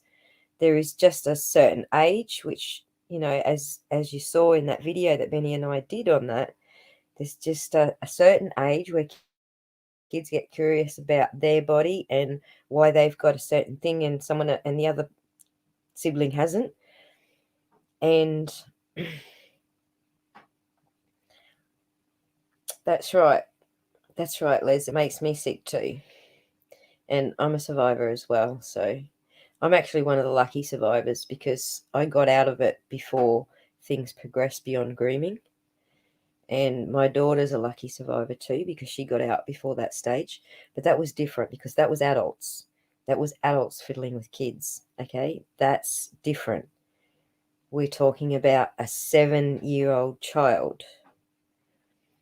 And I do agree with some of what Benny says about Don's mental age. I don't believe Don's mental age at 7 was 7. I don't believe Don's mental age at 19 was 19. I do agree with Bart one that he would have had to taken a teaspoon of cement and harden the fuck up when he went to jail. I get that part. But that doesn't mean it matured him. Hey, Natasha. You just came in on the end. We were about to wrap up. I just spent half an hour wrapping up and we still haven't wrapped up. But hey, Natasha.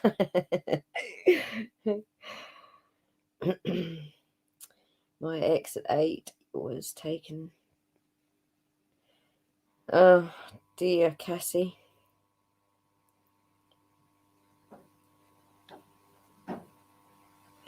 Learned it. That's right, Cassie. Learned behaviour. See, and I agree with Benny on that too, that that there was probably learned behaviour. But when I pulled up his records, I didn't see anything there. So I don't see any patterns there. I don't see any patterns in Don's records, and I don't see any patterns in his father's records. Although it's not surprising in his father's records because of what we discussed over at Benny's channel, like what was going on in the 70s and 80s. It just wasn't found on back then. It was just brushed under the rug.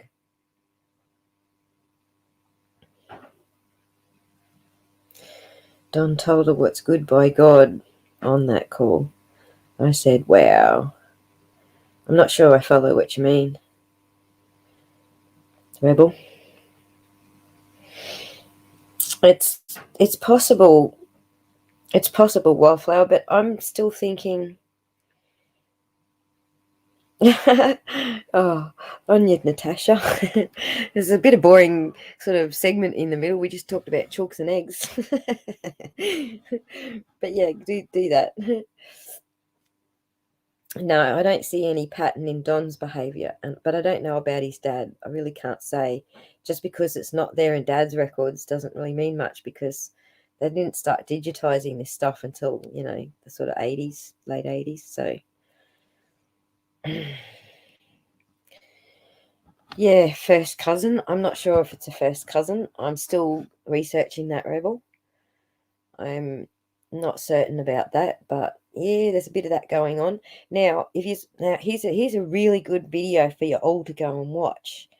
Let me get the link and I'll put it in here for you, because bloody brilliant video. Because Benny and I didn't want to get into insulting anybody in Tennessee about this stuff, and I'm a little bit too hang on, where's the link? Let me find the link. I'm a little bit too aspy. I'm going to say something wrong for sure. For sure. So I really didn't want to go into it either. But this guy does a brilliant job. So go and listen to this guy. He lives in Tennessee. Oh, fuck off. Hang on. I got to redo that because I got this big freaking long stupid link that you don't want. You want the short one. Hang on a second.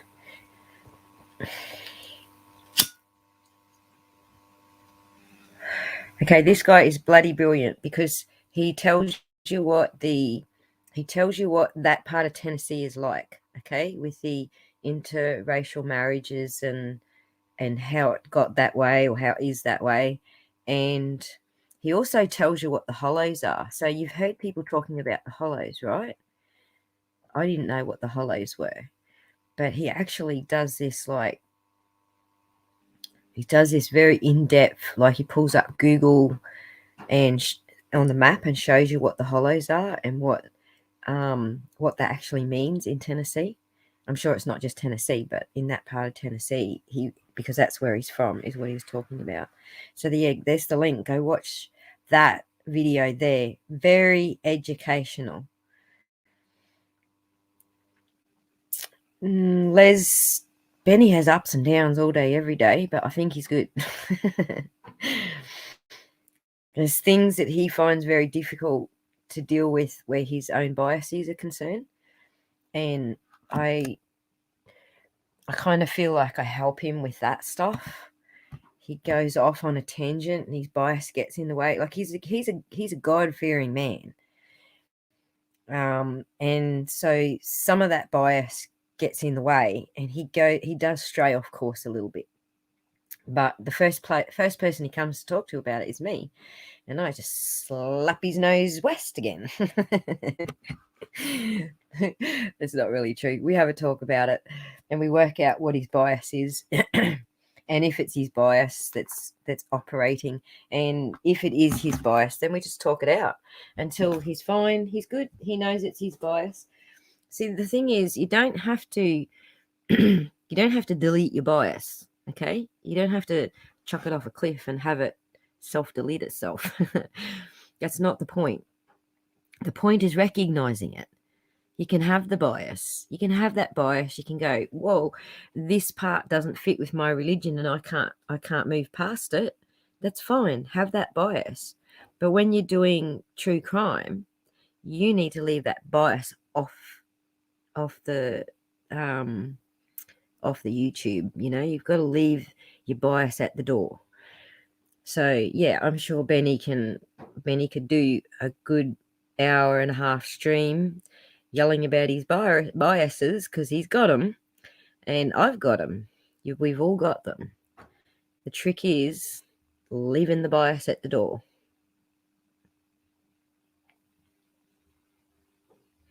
Yeah, it is very well possible, April. Correct. He totally means well, G-Dog. That's why he talks to me first, because he knows I won't judge him. He can tell me I've got this bias and I won't ditch him. I won't go, well, that's the end of you, buddy.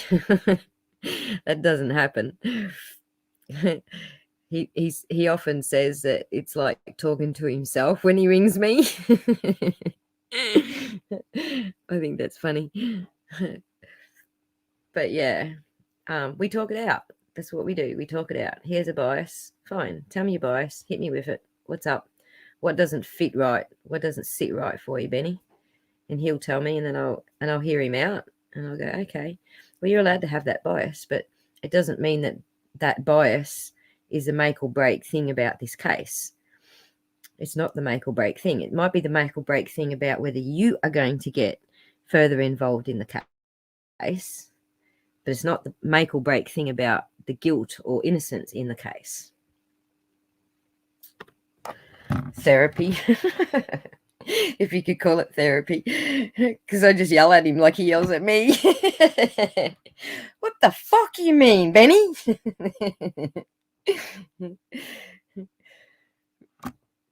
Oh, well, it's hope we all have, Les. Like I said, one word for me and he does exactly as he wants anyway. But no, I think we're actually on the same page with handling the biases, understanding that he's got them, having an outlet to vent them, and then move on.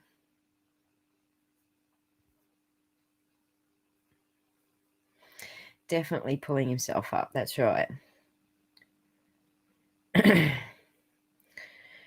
That's why I was telling you that day you should be doing your own channel, because you bring a different look to the team. Yeah, that's exactly right. I get where you're coming from, Natasha. I do try to have that check my bias at the door and just do that looking on as an onlooker, without judging. I try to do that.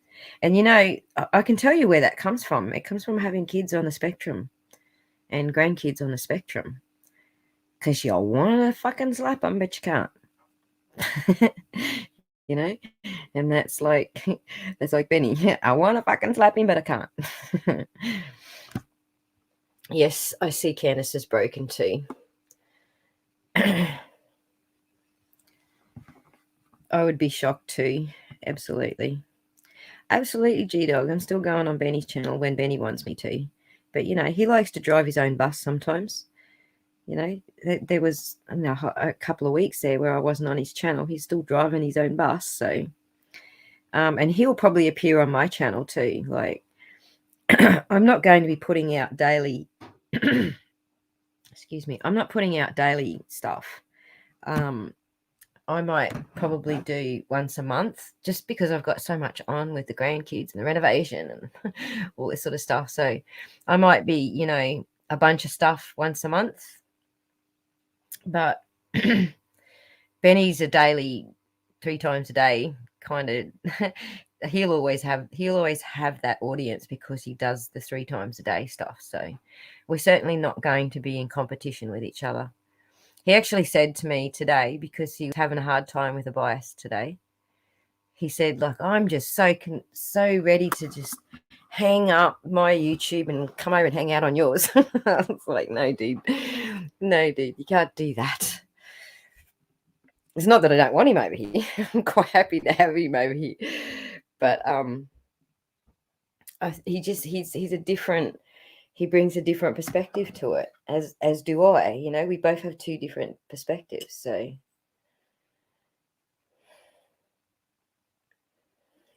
yeah, thing is, Cassie, I did know what happened there, and Benny kind of got, I don't want to speak ill of people, Benny kind of got tricked, dragged into a little, didn't realise what was going on thing. So fact that ask up.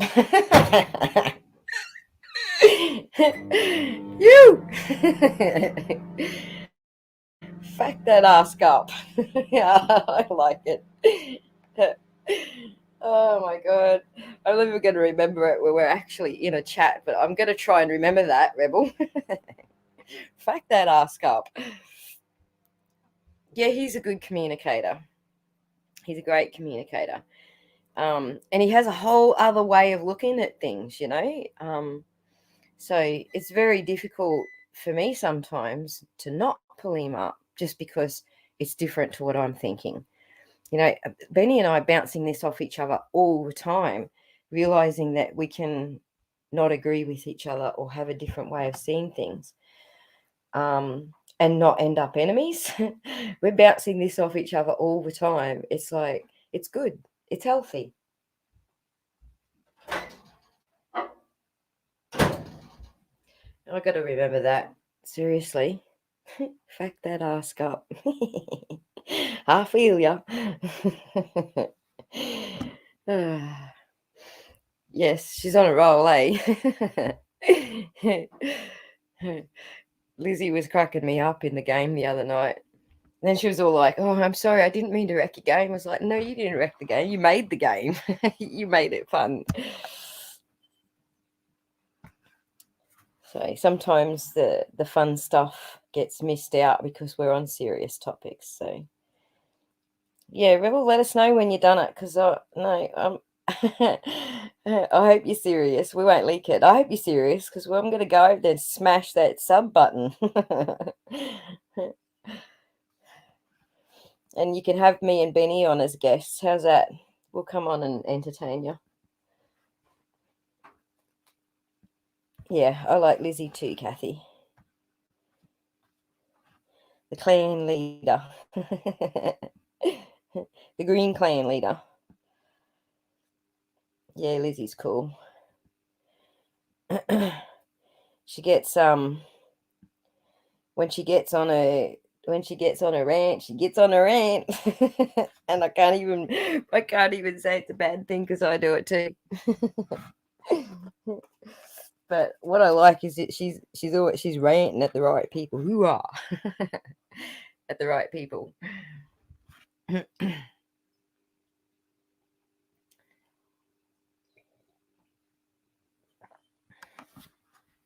Yeah, no, Kathy, you haven't you?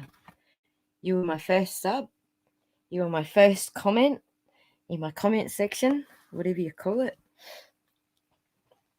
I need 1,000 subs so I can have a community section. So at the moment, it's still only comment section. It's still only B grade. Oh man, I've lost my light.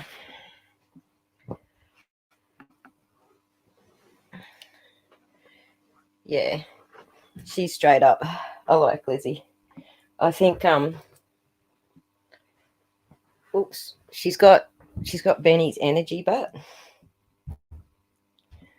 although Benny's energy's starting to run out a little bit these days, he's running a bit dry on energy. So here's the thing.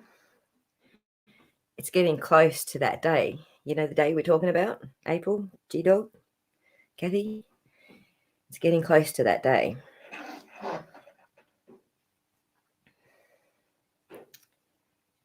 Both Aries. Shit, I didn't even know that about Benny. No, Benny's a Pisces. Benny's the same birthday as my son. He's a Pisces. Well, he could be cusp Aries. He could be on the cusp of Aries, but yeah. He's got to take better care of himself. He's got to stop getting worked up, man. Like, I know he's passionate. I know he is, but it's not good for him right now. You know, it's not his throat that I'm worried about busting. It's his brain, man. But yeah, so he does need to take better care of himself. And like, he can't be doing this. I'm going to have to join his wife in like banning him from YouTube after the operation, because he can't do this after the operation. He's going to need some time to heal. So I think because he's calm when he's on a live stream with me, I think that's probably going to be the way we deal with it. If he still wants to do his live stream after his operation, you know, in the healing period, I think I'll just be like, all right, we will go on together. Ugh, me too, G-Dog. Stressed out hardcore. So, yeah, it is serious, Kathy. So yeah, when he comes back from surgery, we'll see how he goes. If he still wants to do his live streams, then I will get him to make a pact with me that he does them with me. That way he doesn't get excited and and passionate and pop a brain. Because, you know, popping a throat veins like one thing, that popping a brain's a whole other kettle of fish.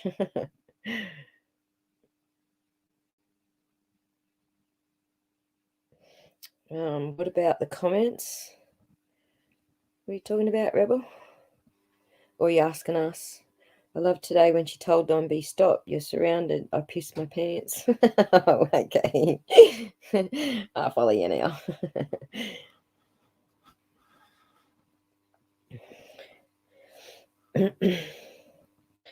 Yeah, it's an operation at the on the spine in his neck, Natasha, like where the brain is connected. Yes, G-Dog. Benny had a big rant today. Benny had a brekkie rant. Yeah, that's the plan, Kathy. That we planned this a while back, but because the virus thing went a bit nuts in his area, he wasn't getting to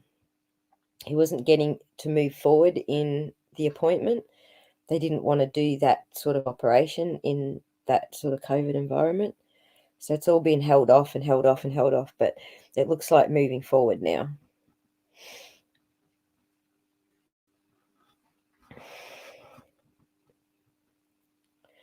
So yeah.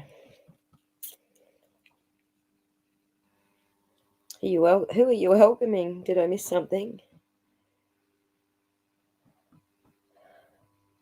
Did I miss someone coming in? I know. I know, April. Hey, like, I'm gonna hang up now. I'm gonna go now. I'm gonna head off now. I've had the same cup of coffee and I've heated it up like 5 times.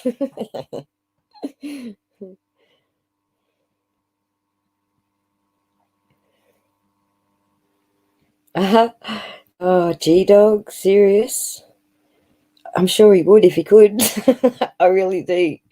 Like, he took us in with that, you know, when he got the test done to see if his brain's behaving properly. Remember he did that? He took us in for that test. Oh my God. Oh, that was so funny.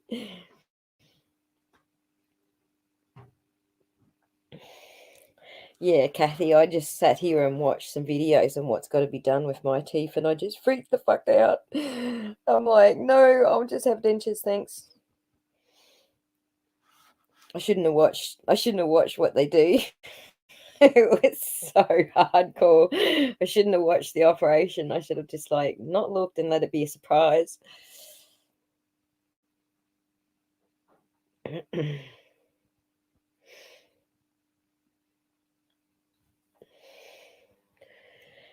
Yeah, me channel's back, Wildflower. I'm back. Now we just got to watch the other trolls like hammer me. I'm not saying their names, but you know the names. You know all the regular bloody names. Here's another thing, because I don't think anybody's going to sit through 3 hours of this, except us. I actually sent a message to Chris and had a big yak with him about neurodiversity and going after people that he doesn't like. And as respectfully as I could, obviously, and explained that I have kids on the spectrum and, you know, people that he may not like on YouTube may actually be in a completely different realm to what he's thinking they are. And he completely ignored me. So there you go. One word from me and he does exactly as he likes. Yes, I have trolls, Les. I do. I had to drop offline for a month because they just went hardcore. Well, it wasn't the trolls that went hardcore. That wasn't the part that made me drop off the line. What made me drop offline was threats, like direct threats by other YouTubers. So that's what made me drop offline, because they started saying my kids and, you know, things like that, grandkids. So I just thought, whoa, just back out of there for a little bit, back away from the keyboard. So I'm not too worried about me being doxxed, Wildflower. I'm worried about my family members. They don't go on YouTube. They have no reason to be involved in any of this, you know, but they go after Benny's wife and Benny's kids. So, and I was just like, yeah, fuck, back the hell up right there. Disappear for a little bit, let them all get over it.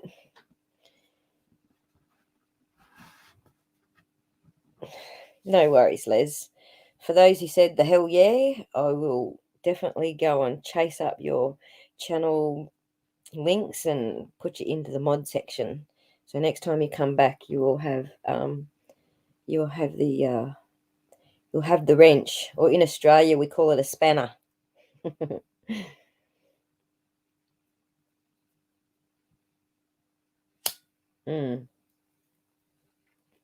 That's right. Nothing is off limits. It's terrible. You know, right, Kathy. It's only good to chat when there's a nice chat going on, right? It's terrible when there's just everyone's just hammering at each other and being assholes. So you know how Benny's got a little what do you call it? A little motto that he says, you know, the evidence of absence of evidence isn't. I can't even say it. Only Benny can say it. The absence of evidence is not the evidence of absence. Well, I want to do my own little motto. I want to sign off with my own little motto, I reckon. How about when you're out there hunting for monsters, be very careful you don't become one.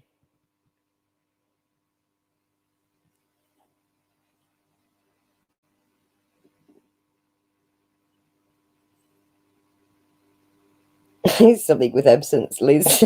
That's right. So what do you reckon of mine? Because that's what's happening, isn't it? I can admit to you guys, because you're my girl clan, women power. Oh, I shouldn't say that, because we do have Matt in the room. Matt is in the house. You're my clan. Back that ass up. Girlfriend, I love it so bad. I'll take it if you give it to me, but I think it's yours. But I'll admit to you where I stole it from, okay? The monster thing. I stole it from, so there's a video I was talking about in one of Benny's live streams about the 60 minutes video on the circus family. They got dragged through the ringer, like everyone's doing this bloody accusing them of SA and SRA.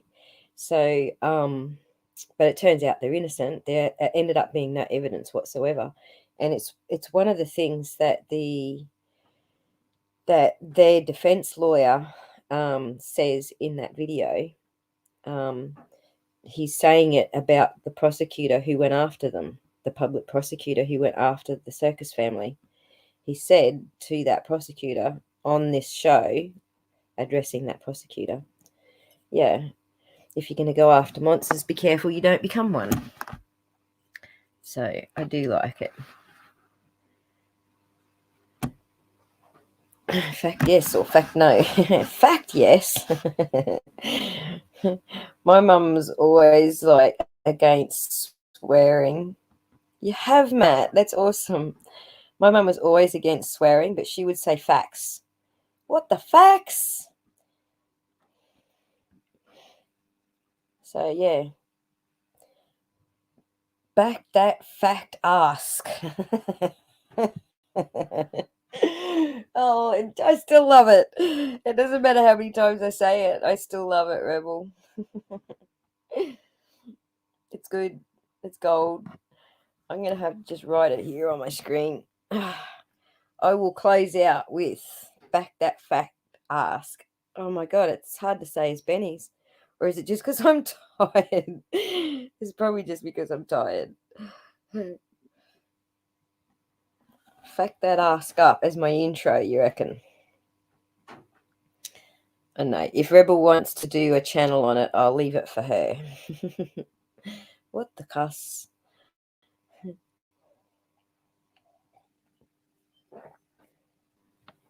What the fact?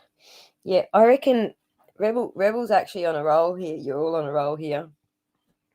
Using the word fact. Because that's my thing, isn't it? Pretty much everyone who's been listening to me from the start, facts are my thing. Fact. You only get the facts from me. And that's why everyone hates me from the West case, because I started talking about the facts.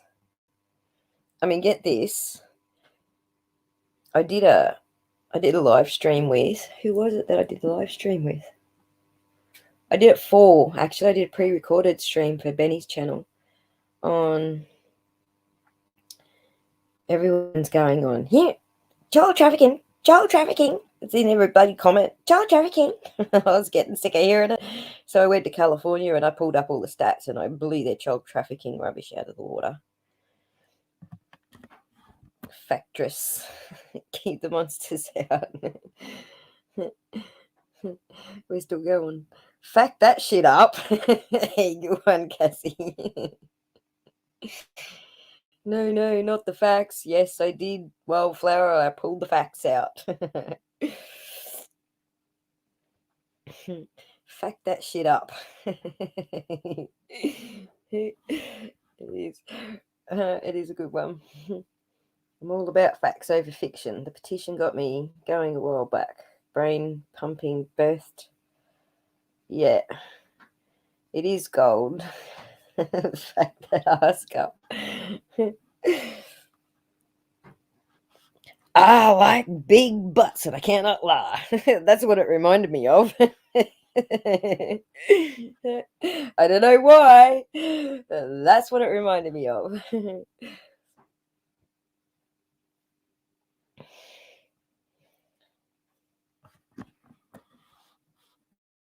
I'm sure there's something in there about backing that ass up, isn't there? I could have the wrong song even. I probably have got the wrong song. My brain works in wonderful ways. This is what I like about my daughter's partner, is that his brain works like mine. So when songs come into it, we'll be having a conversation and it'll make him think of a song, and then that'll make me think of a song. And then we'll be singing all these different songs like from the 80s and stuff. It's pretty funny. But that's two Aspie brains bouncing off each other. I like big facts and I cannot lie. That is awesome, Liz. There you go. There it is. That's my intro. I like big facts and I cannot lie. Other brothers can't deny. Be good if I could sing. I absolutely cannot sing and I absolutely cannot play the guitar. Not for the lack of trying.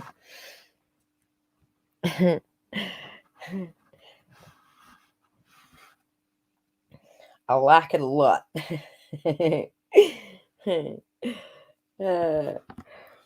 Yeah, me too, Rebel. That's why I'm saying to Benny, like I've only got like this much hearing left, man.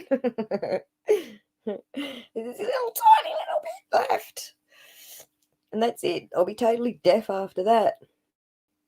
I have permanent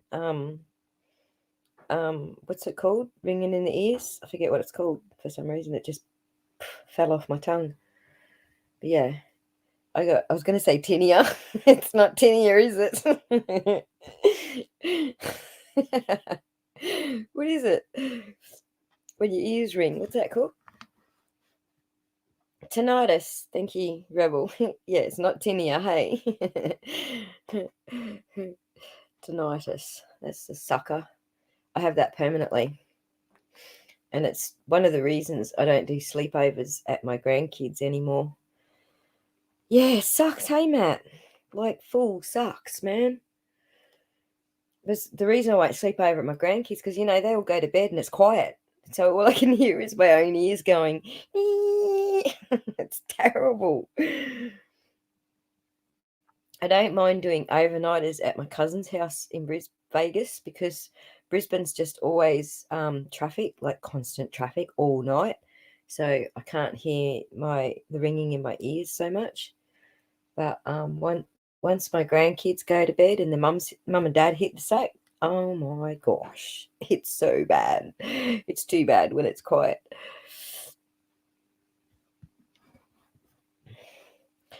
I do have tinea, by the way. I still have a tinea problem from that bloody makeup. Can you believe how long I have been dealing with this?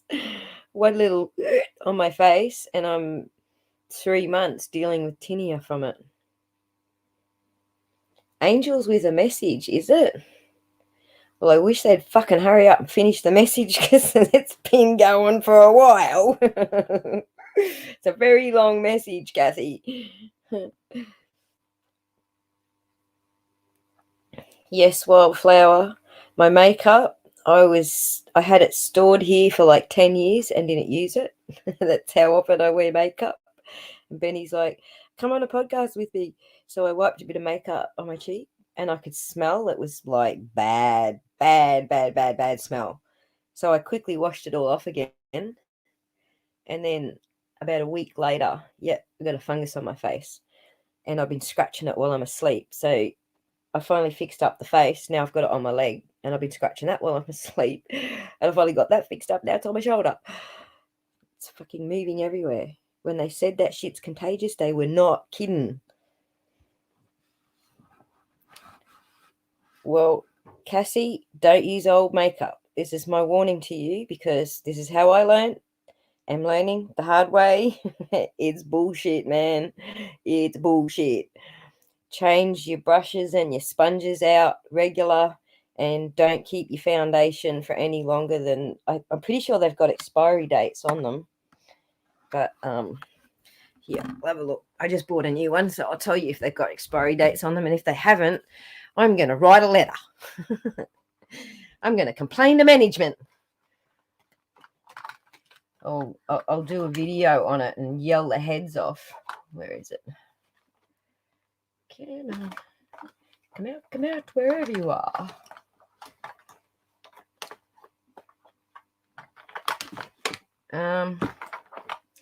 Yes, I can't find it right now. Oh, that's right. I stuck it in the fridge. There's a tip.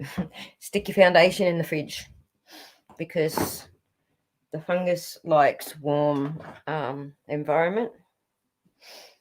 Let me have a look. Have I got an expiry date on this? Nope. No expiry date. So there you go. I'm going to write a fucking letter. Dear Ox Studio, you suck. It might be on the packet. It might be on the wrapping, the packaging, perhaps.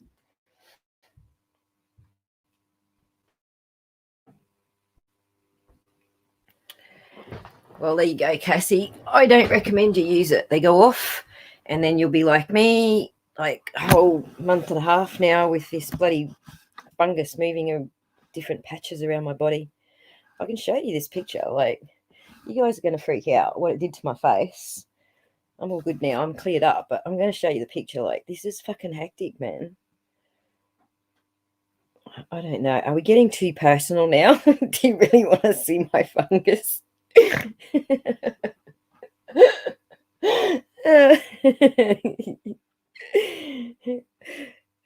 Gosh.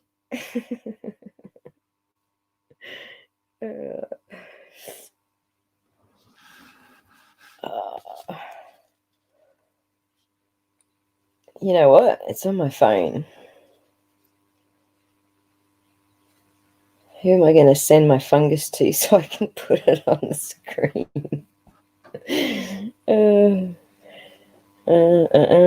Oh, I know. I think I sent it to my son.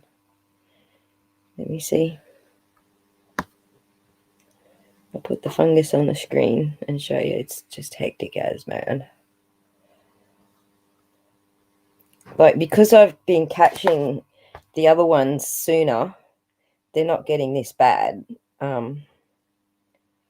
Yeah, that one there. Holy, let me get that one down.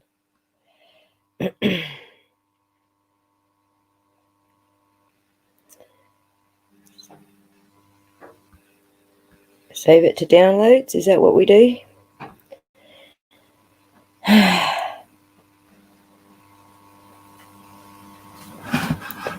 The Shiz Woman. Hey, Rebel. That's the name of my clothing brand. The Shiz. That is actually the name of my clothing brand. Look it up on Facebook. It's the Shiz, man. Tribal clothing is what I was designing for a little while there for my daughter. Tribal stuff. If you know what the tribal thing looks like. Downloads. Rightio. I am going to show you what bad makeup does to you.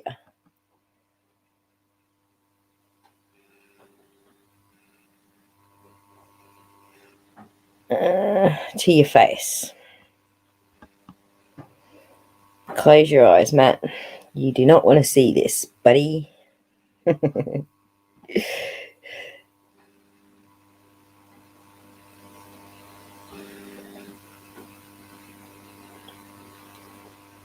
Hang on. What are you doing to me, man? What are you doing to me, man? Can you see it?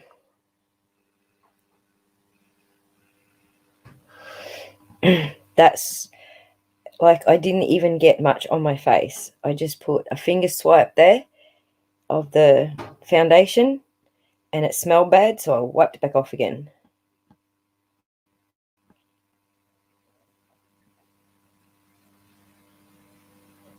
Can't be asked. That's it, G-Dog. I usually can't be asked. That's how my makeup got out of date. Because I can't be asked. But yeah, it's pretty hectic, eh? And that's a fungus. It's the same family as the tinea. Hectic as. And I heat it up with bloody... I heat her up with tea tree oil and zapped it in the arse like 3 days, putting tea tree oil on it. Like the first day I put the tea tree oil on it, it just dried up to like a dried scab looking thing. And then the next day it was falling off. And by day 3 it was gone. So yeah, I fully recommend tea tree oil. Like, it's the bomb diggity, man.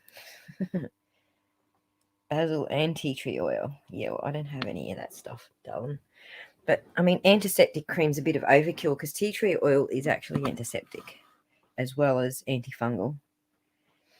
Tea tree oil is the bomb diggity, April. Da bomb diggity. So after I burnt the crap out of my skin with the tea tree oil, I soothed it with Manuka honey, which also has very good healing qualities. Yes, wildflower. You mix tea tree oil with a number of other citrusy smells and a little bit of lavender, and you've got an all-round repellent, insect repellent. Fact that, Ridge. Ridgy Didge. Fact that. I'm very much a natural remedies person. I mean, I'll go and visit the chemist like I have now since I spread it to my leg and then my shoulder, and it's all over the freaking joint, places I can't reach with the tea tree oil. So I have actually bought the ointment for it now, but hell expensive. Yes, Cassie, Manuka honey is bloody awesome, and my cousin grows it. My cousin's got a bee farm down the road, so it's also very expensive, like way expensive in Australia, Manuka honey, but I get it for free. So yeah, no, not lemongrass wildflower, like proper lemon or lime oil. Mix that up with your tea tree oil and then add a dab of lavender, and you pretty much got an all-round insect repellent. And burn it in an oil burner or whatever.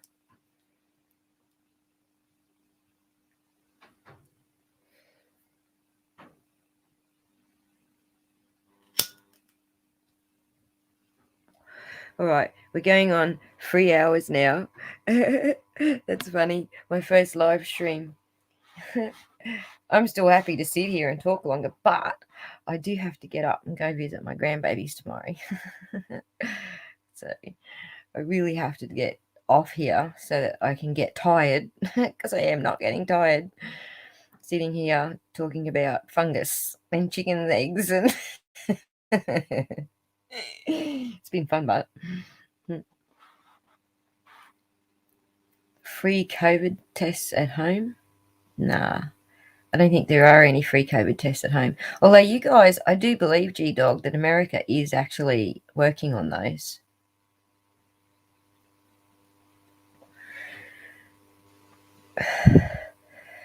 From local places, that's right, Cassie. It's the best way to do it, eh? Pick up all different flavours from different bees. It's freaking awesome. I think my favourite honey, like, I haven't tried any honeys from overseas, but I think my favourite honey is ironbark, which is obviously only you're welcome, wildflower. Ironbark, I think, is only Australian, isn't it? I don't think you get ironbark over there. You might do. I'm pretty sure it's an Australian native.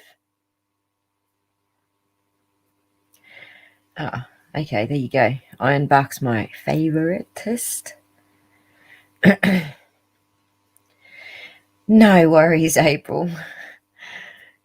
Have fun with it. That's why I'm going to visit my grandchildren, by the way, because they're getting behind in their homeschooling, and they're just driving their mum nuts because they're not catching up. So I have to go and play teacher. Grandma doing science.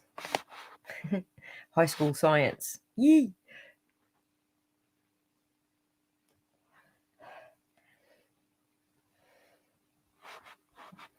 Yeah, Kathy, it's not. Hey, isn't that shit? Where I was living up north in Mackay, my friend, his mum had like a whole farm full of comfrey because she knew they were going to take it off the market. So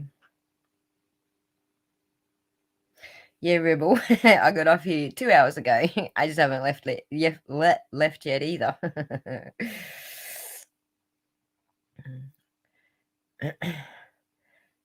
$150. They came to your house. Ah, there you go. But you haven't got your results yet. That's right, Natasha. Hey, they could still got to go away and do your results at the lab. Rebel comfrey is a bloody awesome herb. Bloody awesome. If you got it round, go grab it and grow heaps of it. It's like aloe vera. You can never have enough of it. Grow lots of it. Comfrey is good for bones. Awesome for bones. Awesome if you break a bone. Awesome for the meshing that your bones do to fix a break. The meshing in your skin. Awesome for all sorts of stuff. But all that great stuff that your skin and your molecules do when they all mesh together and to create the bone mesh and the flesh mesh. Flesh mesh. New word. Flesh mesh. It's awesome. You've got to have your comfrey sitting right next to your aloe vera, sitting right next to your Manuka honeybee's nest. And a herbalist, Kathy. Ah, there you go. That's how come you knew the recipe. Yeah, Kathy, I actually wasn't sure that the tea tree was going to work on a fungus. Because I knew that the tea tree was definitely an antibacterial, antiseptic and antibacterial, but I had no idea it would work on the tinea type fungus. And it really surprised me. Like 2 hours after I put it on, it had all dried out and changed completely.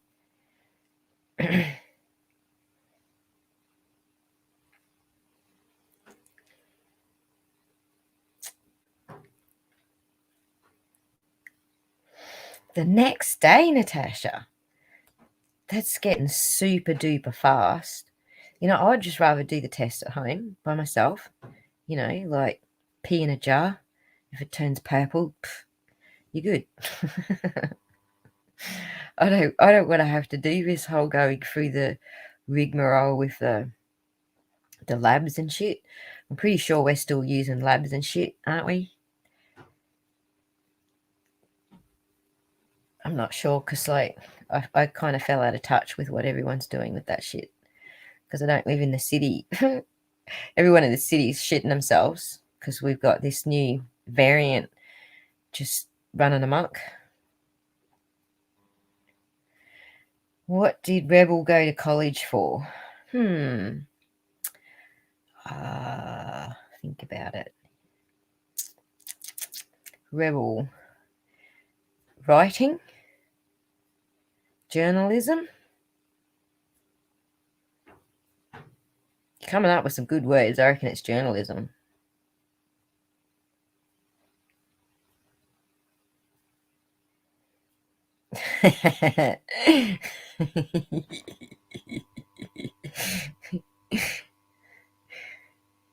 They have rebel school? You're talking Rebel Wilson. Rebel Wilson school. She's a bit of a rebel.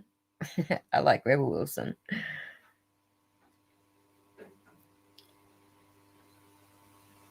True. Did I guess? Woo!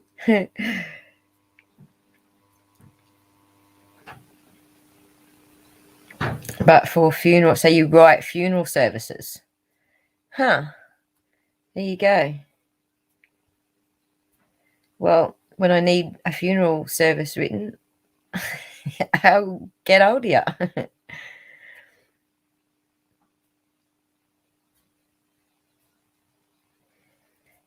Echinacea, lavender, and mints. Oh, that's sad, Kathy. Hey, my daughter's growing chocolate mint. It's so yummy. Chocolate mint. I love it. I was sticking it on my lamb the other night. Oh, yum.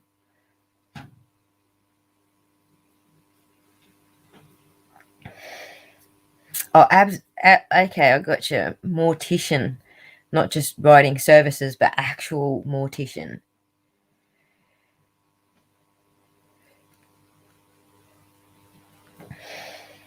I have a little bit of a morbid sort of weird thing going on with that, Rebel, because like I don't want to buy insurance so I can afford a funeral. I hate that idea that you need insurance because you're afraid of something. It just bugs me. And so I want to make my own coffin. Like there's this big list of fucking shit you gotta in Australia, you've got to stick to the rules so that it can be burned. Because I'm happy to be cremated, but if you're going to be cremated, then your coffin's got to be all, cool shit to burn.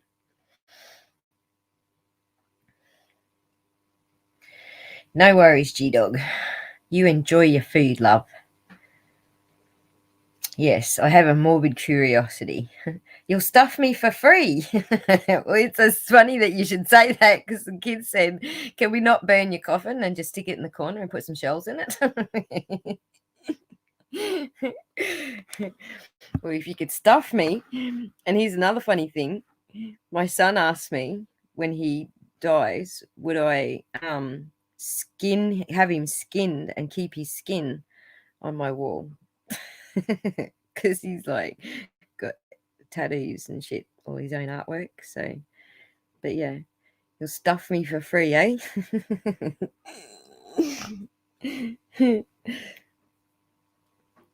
My kids have a morbid sense of humor, a morbid curiosity, or a morbid sense of humor as well. So yes, they would probably be happy with stuffing me and sticking me in the corner.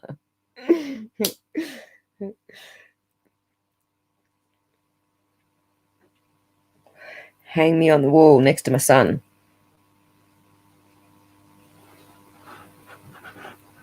Well, you did, as in, what are you doing now?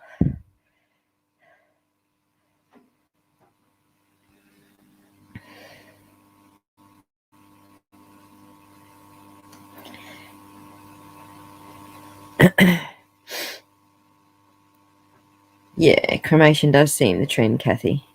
I'm happy to be cremated. I'm happy to do whatever the fuck my kids want to do with me. If they want to stuff me and stand me in a corner, I'm happy with that, to be honest.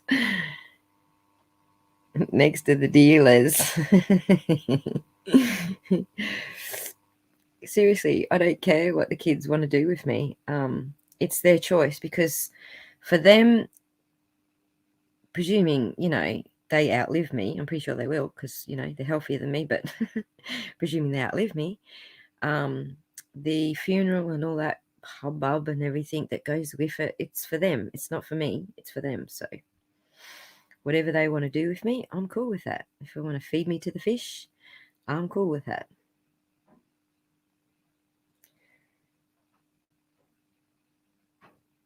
Oh, that's a nice thing, Rebel.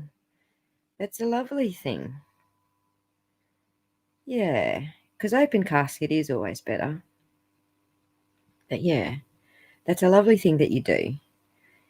Be it on the morbid side of lovely, it's still a lovely thing that you do. I have a friend in Mackay who runs a crematorium. He's a nice dude. He's actually one of the nicest people I know, to be honest. Like, because there's so many whack people out there. And he's so not whack.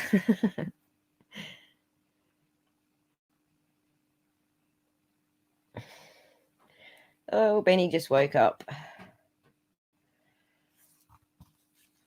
He's going to laugh when he finds out that from the time he went to bed till now, I've been sitting here on the fucking tube.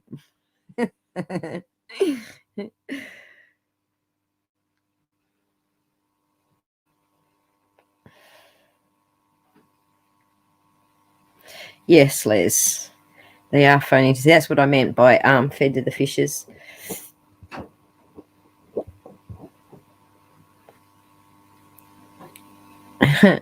Live things now. Yep, that's got to beat dead things, I guess.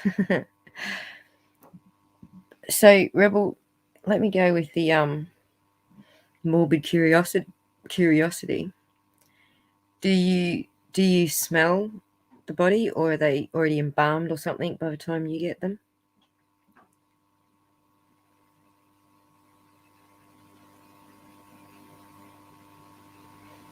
I don't know what Benny's got this morning. Hang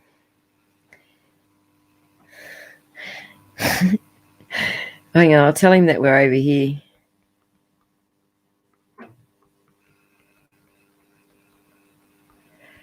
Hop in for coffee, man.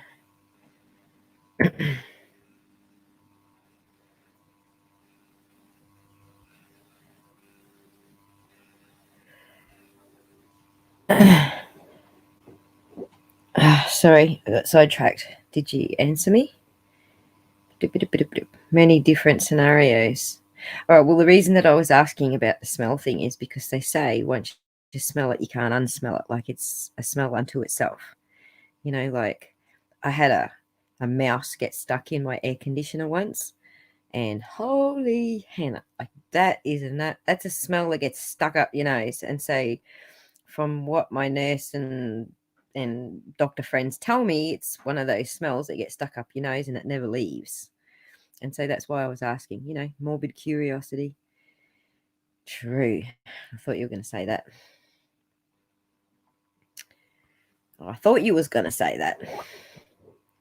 Yeah. So, ew. I assume it's ew.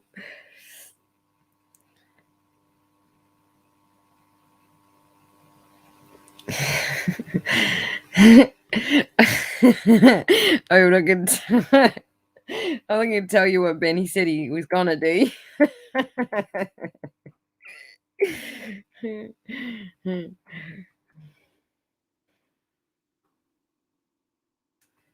Oh my God. Too much information, Benny. That happens too.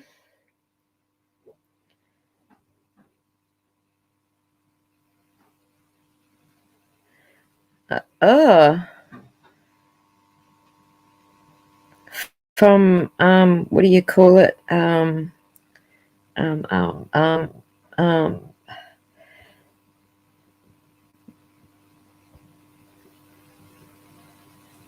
I forget what you call it, but it's a nervous reaction thing that happens after the body's passed away. Is that right?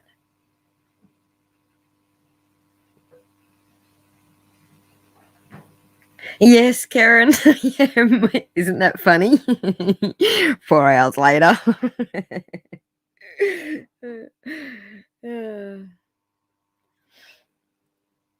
Like so many times I've said, I'm going to hang up. I'm going to go now. I've got to go now.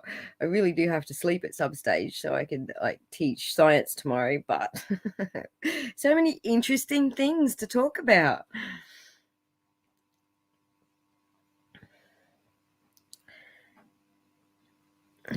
People can't afford. Yes, cremation is much cheaper.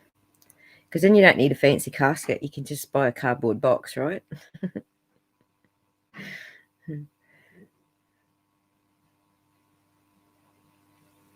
I'm going to tell you. Betty said, damn, I was going to punch a cane and take a dump. That's what he said. But he's going to come over and say hello.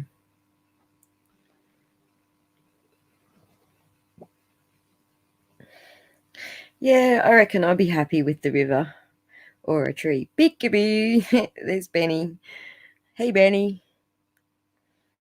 Man, we have had such a colourful fucking conversation here tonight. It's just crazy.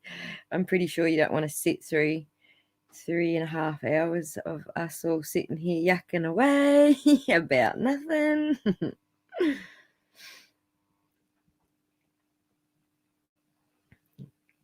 No, he was gonna have a dump, but he decided to come here first. You're streaming my stream. Streaming my streams. Isn't that a song? With you? I'm sure it is.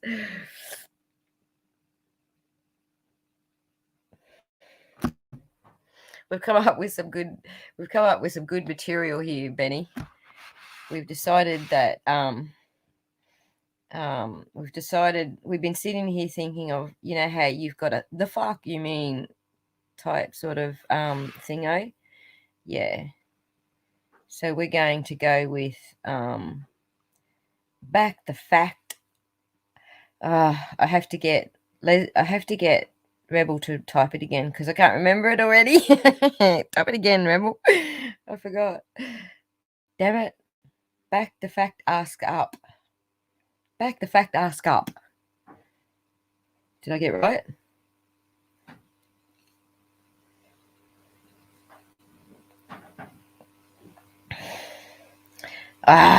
See, I got it wrong. I told you I have to write it down. I get a shocking memory. That's why I gotta write notes and shit. Back the fact up. Back that fact up. Well, that was one of them. We've actually been through this. We can start it all over again. Fact that ask up. That's the one. Fact that ask up. Oh my god. Whoops. That's the one. And we have a new guest for my channel anyway, Rebel. She's a mortician, ex-mortician, not mortisha. I'm a mortician.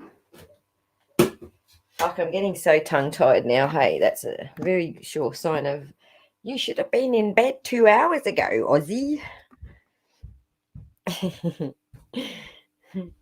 Zero facts given. Yes. Fact that. Oh, yeah. What in the actual fact?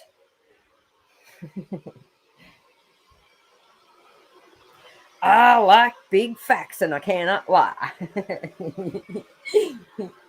You other members can't deny.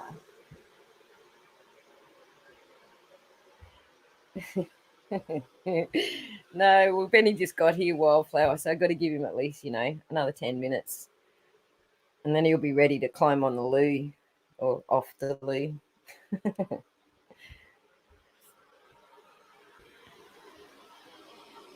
Fact them all. Today it's actually 11/19, Friday, the 3rd of September. So it is in the future for you guys. And it's nearly Saturday. Not quite. Getting there. It's almost Saturday morning.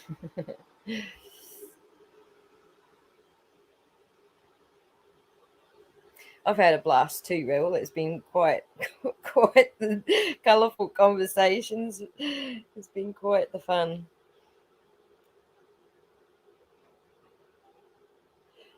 Good night, Karen. I know I should be in bed. I know I should be, but Benny just arrived, so if you are wondering who Benny is, he's here. Should I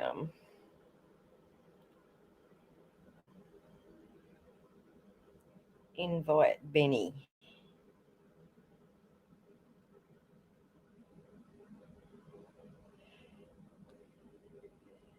I don't know, Benny. I don't know if you can handle this rig. Might be too much rig for you.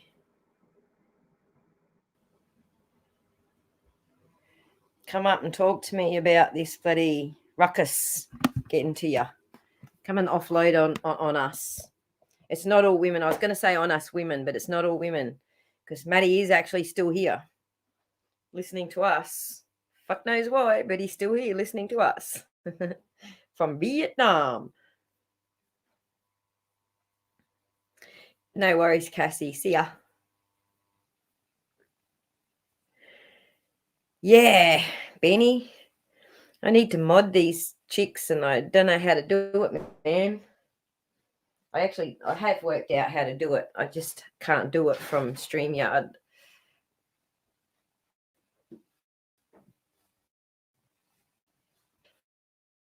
Yeah, we're all ears. Come and have a bitch with us, Benny. Mod is real good.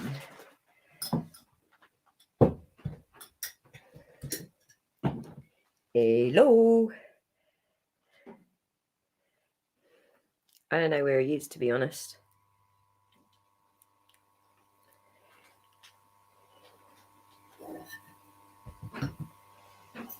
He might be brewing a coffee.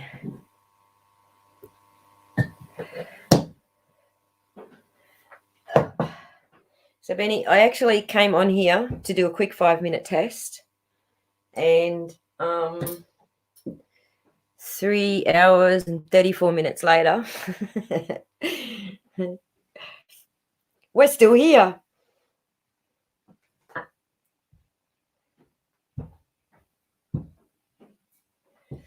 We are all aboard the crazy train. Do it.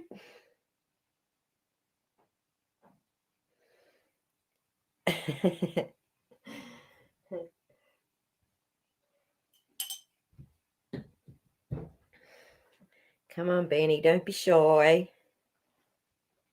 We're waiting.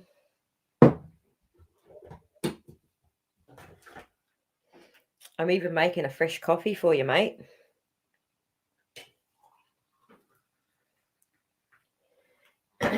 We've talked about everything so far, from the fucking crazy train to the other crazy train to all the various other crazy trains from that crazy train and chooks and eggs and bodies and I can't even remember all the things we talked about. Yes, I think it works, Natasha. It sure does. Natasha. See, I'm saying everyone's names just all screwed up. I'm never going to get the names right. Serious. I'm saying Natasha because that's my niece's name, and I'm used to saying that. So, sorry. Yes, where we all live. We covered where we all live. Chicken, blue eggs, spiders, centipedes, snakes, and creepy crawlies. Whoops. Oh, what was the joke? I missed it. It's a beautiful day in Piedmont City.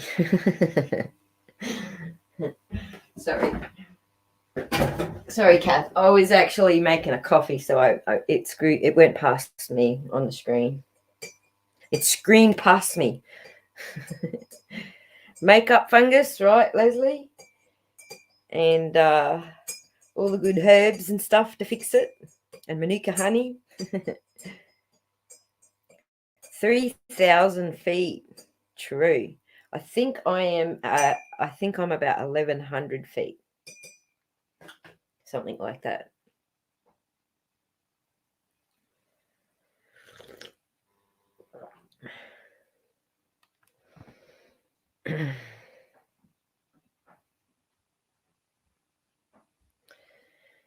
Fungus and herbs.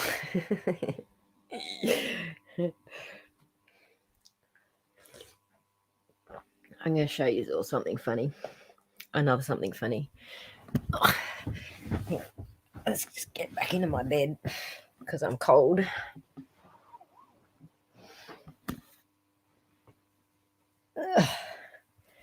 Yeah, comfy. Benny, where are you?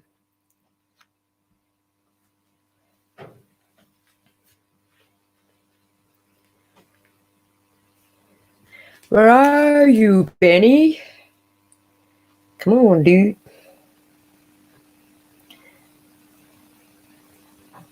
I think he actually did go to the loo. He's not here. He's not listening to anything that we're saying.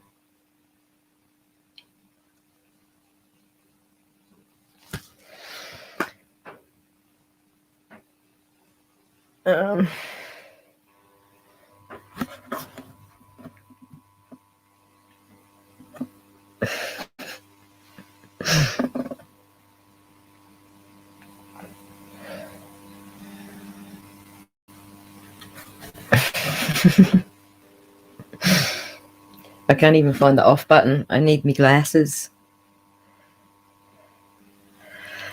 There you go. That's my sleep mask.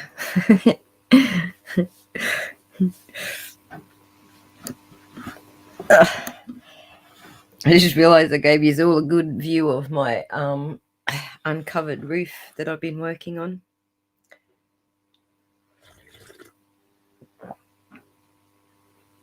Yeah, it's not a hat, wildflower. It's a it's a sleep mask. It's what I use to sleep with. Because I have this like tinnitus thing happening, I have to have noise to in the room to go to sleep, so I can focus on the noise and not the tinnitus. And so I usually just leave the TV running, which leaves that blue light thing. So I sleep with a mask to block the blue light, and then my ears don't ring because they're listening to the TV. It's probably not good for me. I'm probably like gonna turn into a shopaholic because of all the ads. Going to sleep listening to ads. Wake up, buy myself a new deck.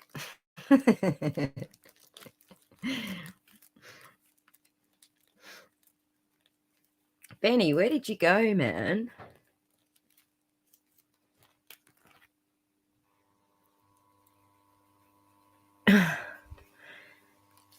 Well, that was the quickest peekaboo I ever did see.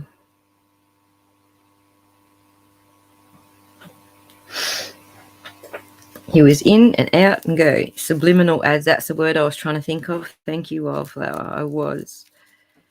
Absolutely. Well, Les, yeah, it depends what time I go to bed, because I've got peak data and off-peak data, and if I've used up all my peak data, then I can't podcast when I go to sleep.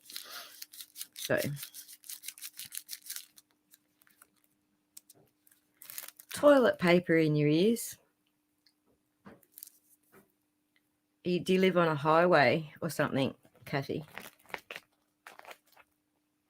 Mason-Dixon line. I'm supposed to know what that is, aren't I? Oops.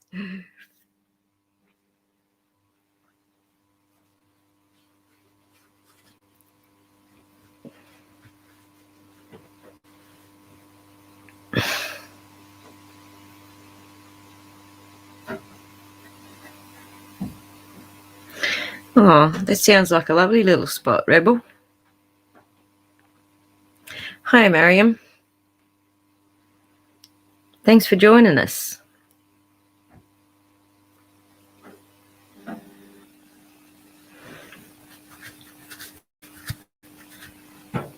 It doesn't look like Benny's going to come up and talk to us, or he's struggling with StreamYard. I didn't use the Restream one, so he's probably struggling with the StreamYard, I'd say, because I actually think the StreamYard's a lot easier, but that's because I'm familiar with it, I guess. It was a road, but they diverted all the trucks. Huh. There you go. I'm at the end of a dead-end road, a dead-end dirt road. So we have no traffic at all, just 3 neighbours on the other side of us, that's it.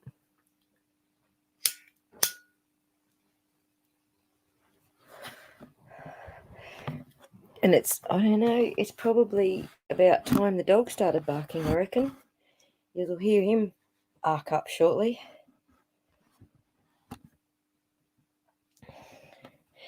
Yeah, Stan, do that.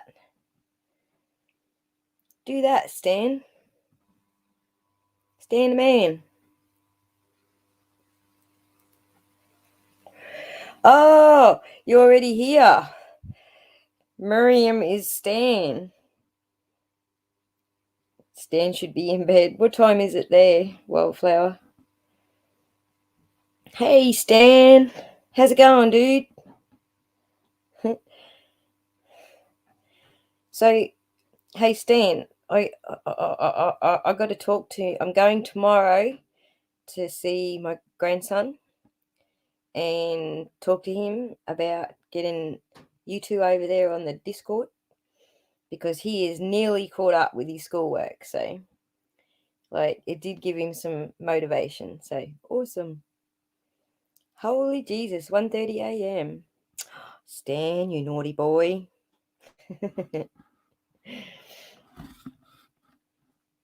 So, yeah, final day tomorrow. We just got to catch up on a bit of science, apparently. And then I'll organise it all for you. So you'll have to make the channel and then send me the link for it so I can send him the invitation.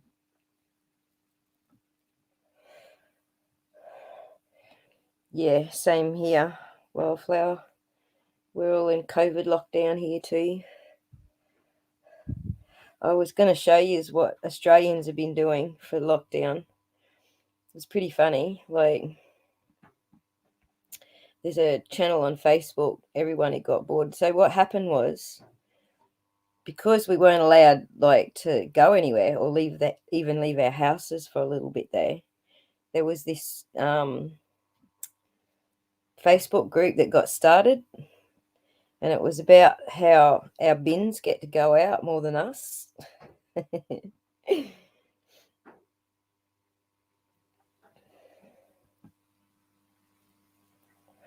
If I add all of you, can I just make a group chat? If you like. You're talking about on Discord, aren't you, Stan?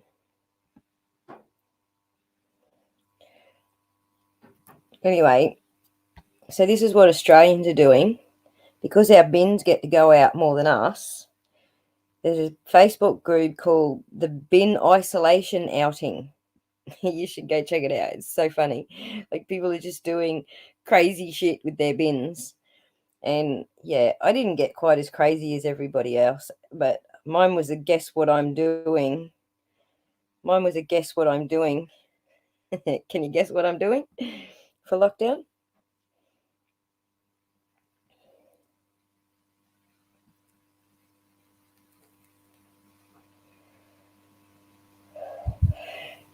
Anybody guess what I'm doing?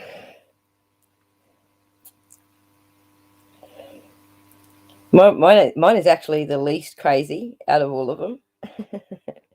Mine was some of the stuff in the bin isolation outing is actually hilarious. There's men dressing in ballerina costumes to put their bins out for the rubbish man, and it's just nuts, man. You really got to see it. It is nuts. But mine was a guess what I'm doing. Guess what I've been doing? Get it? Been doing? Been renovating.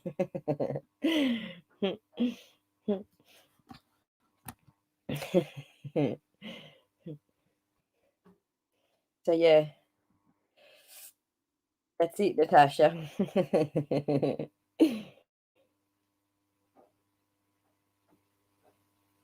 All right, we got a story. Hang on. Whoops. Hang on. We got a story. When I was young, I worked at a call center helping people set up their home internet. I was helping a man one day and he kept apologizing. He said, "Sweetheart, I'm sorry, but I have to hunt and peck." I said, "Lordy, honey, that's fine. I'm a hunt and pecker too."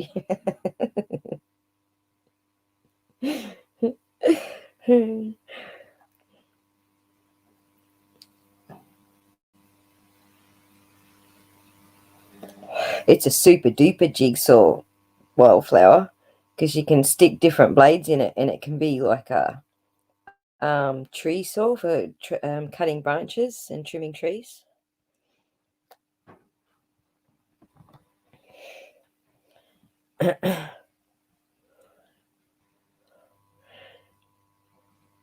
As in, I have to hunt and peck too. Yeah. We got it, man.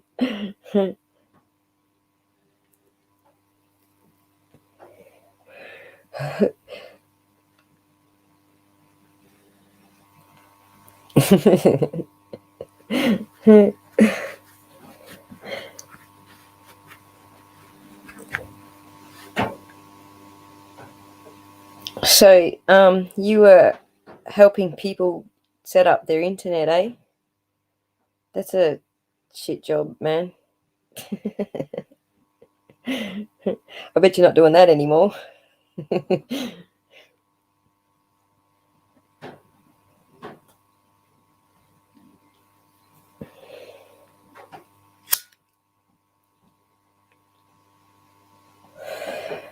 Nope. I'm waiting for Benny to come back. He said, "I'll pop in for a sec." Well, that was a sec, wasn't it? Actually, I think he's actually streaming me over on his channel. I don't know. Hang on, go on. Let me just go and check. I'll see if he's over there doing that. Hang on, I'll do it on the TV.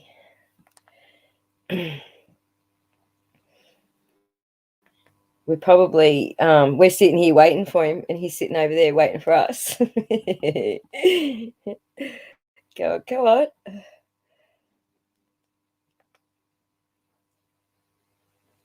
Oh no, he's doing a live. Summer Wells and the helpers that ensue. He's doing a live, guys. Yeah. It was the fastest check-in, wasn't it? Exoneration. Ho! So. Can you hear him? Exoneration rates. Exoneration rates, guys, are the rates that detectives have. I could mess shit up here. On the other side of the convictions, right? So let's say Chris actually put somebody in jail. Yeah, he's doing a live. Now, I am going to clear something. All right. Let's hang up this one and go over to Benny's. We'll go. A lot of people think. We'll go give Benny the views.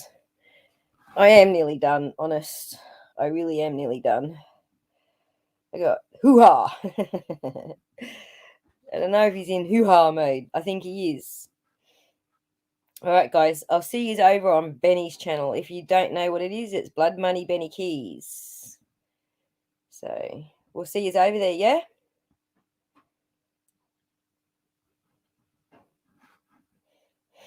Bye, all. Thanks for joining me. Thanks for subbing. Thanks for the thumbs up. Thanks for the conversation. Thanks for the coffees. I'll see you all over on Benny's channel. Ciao.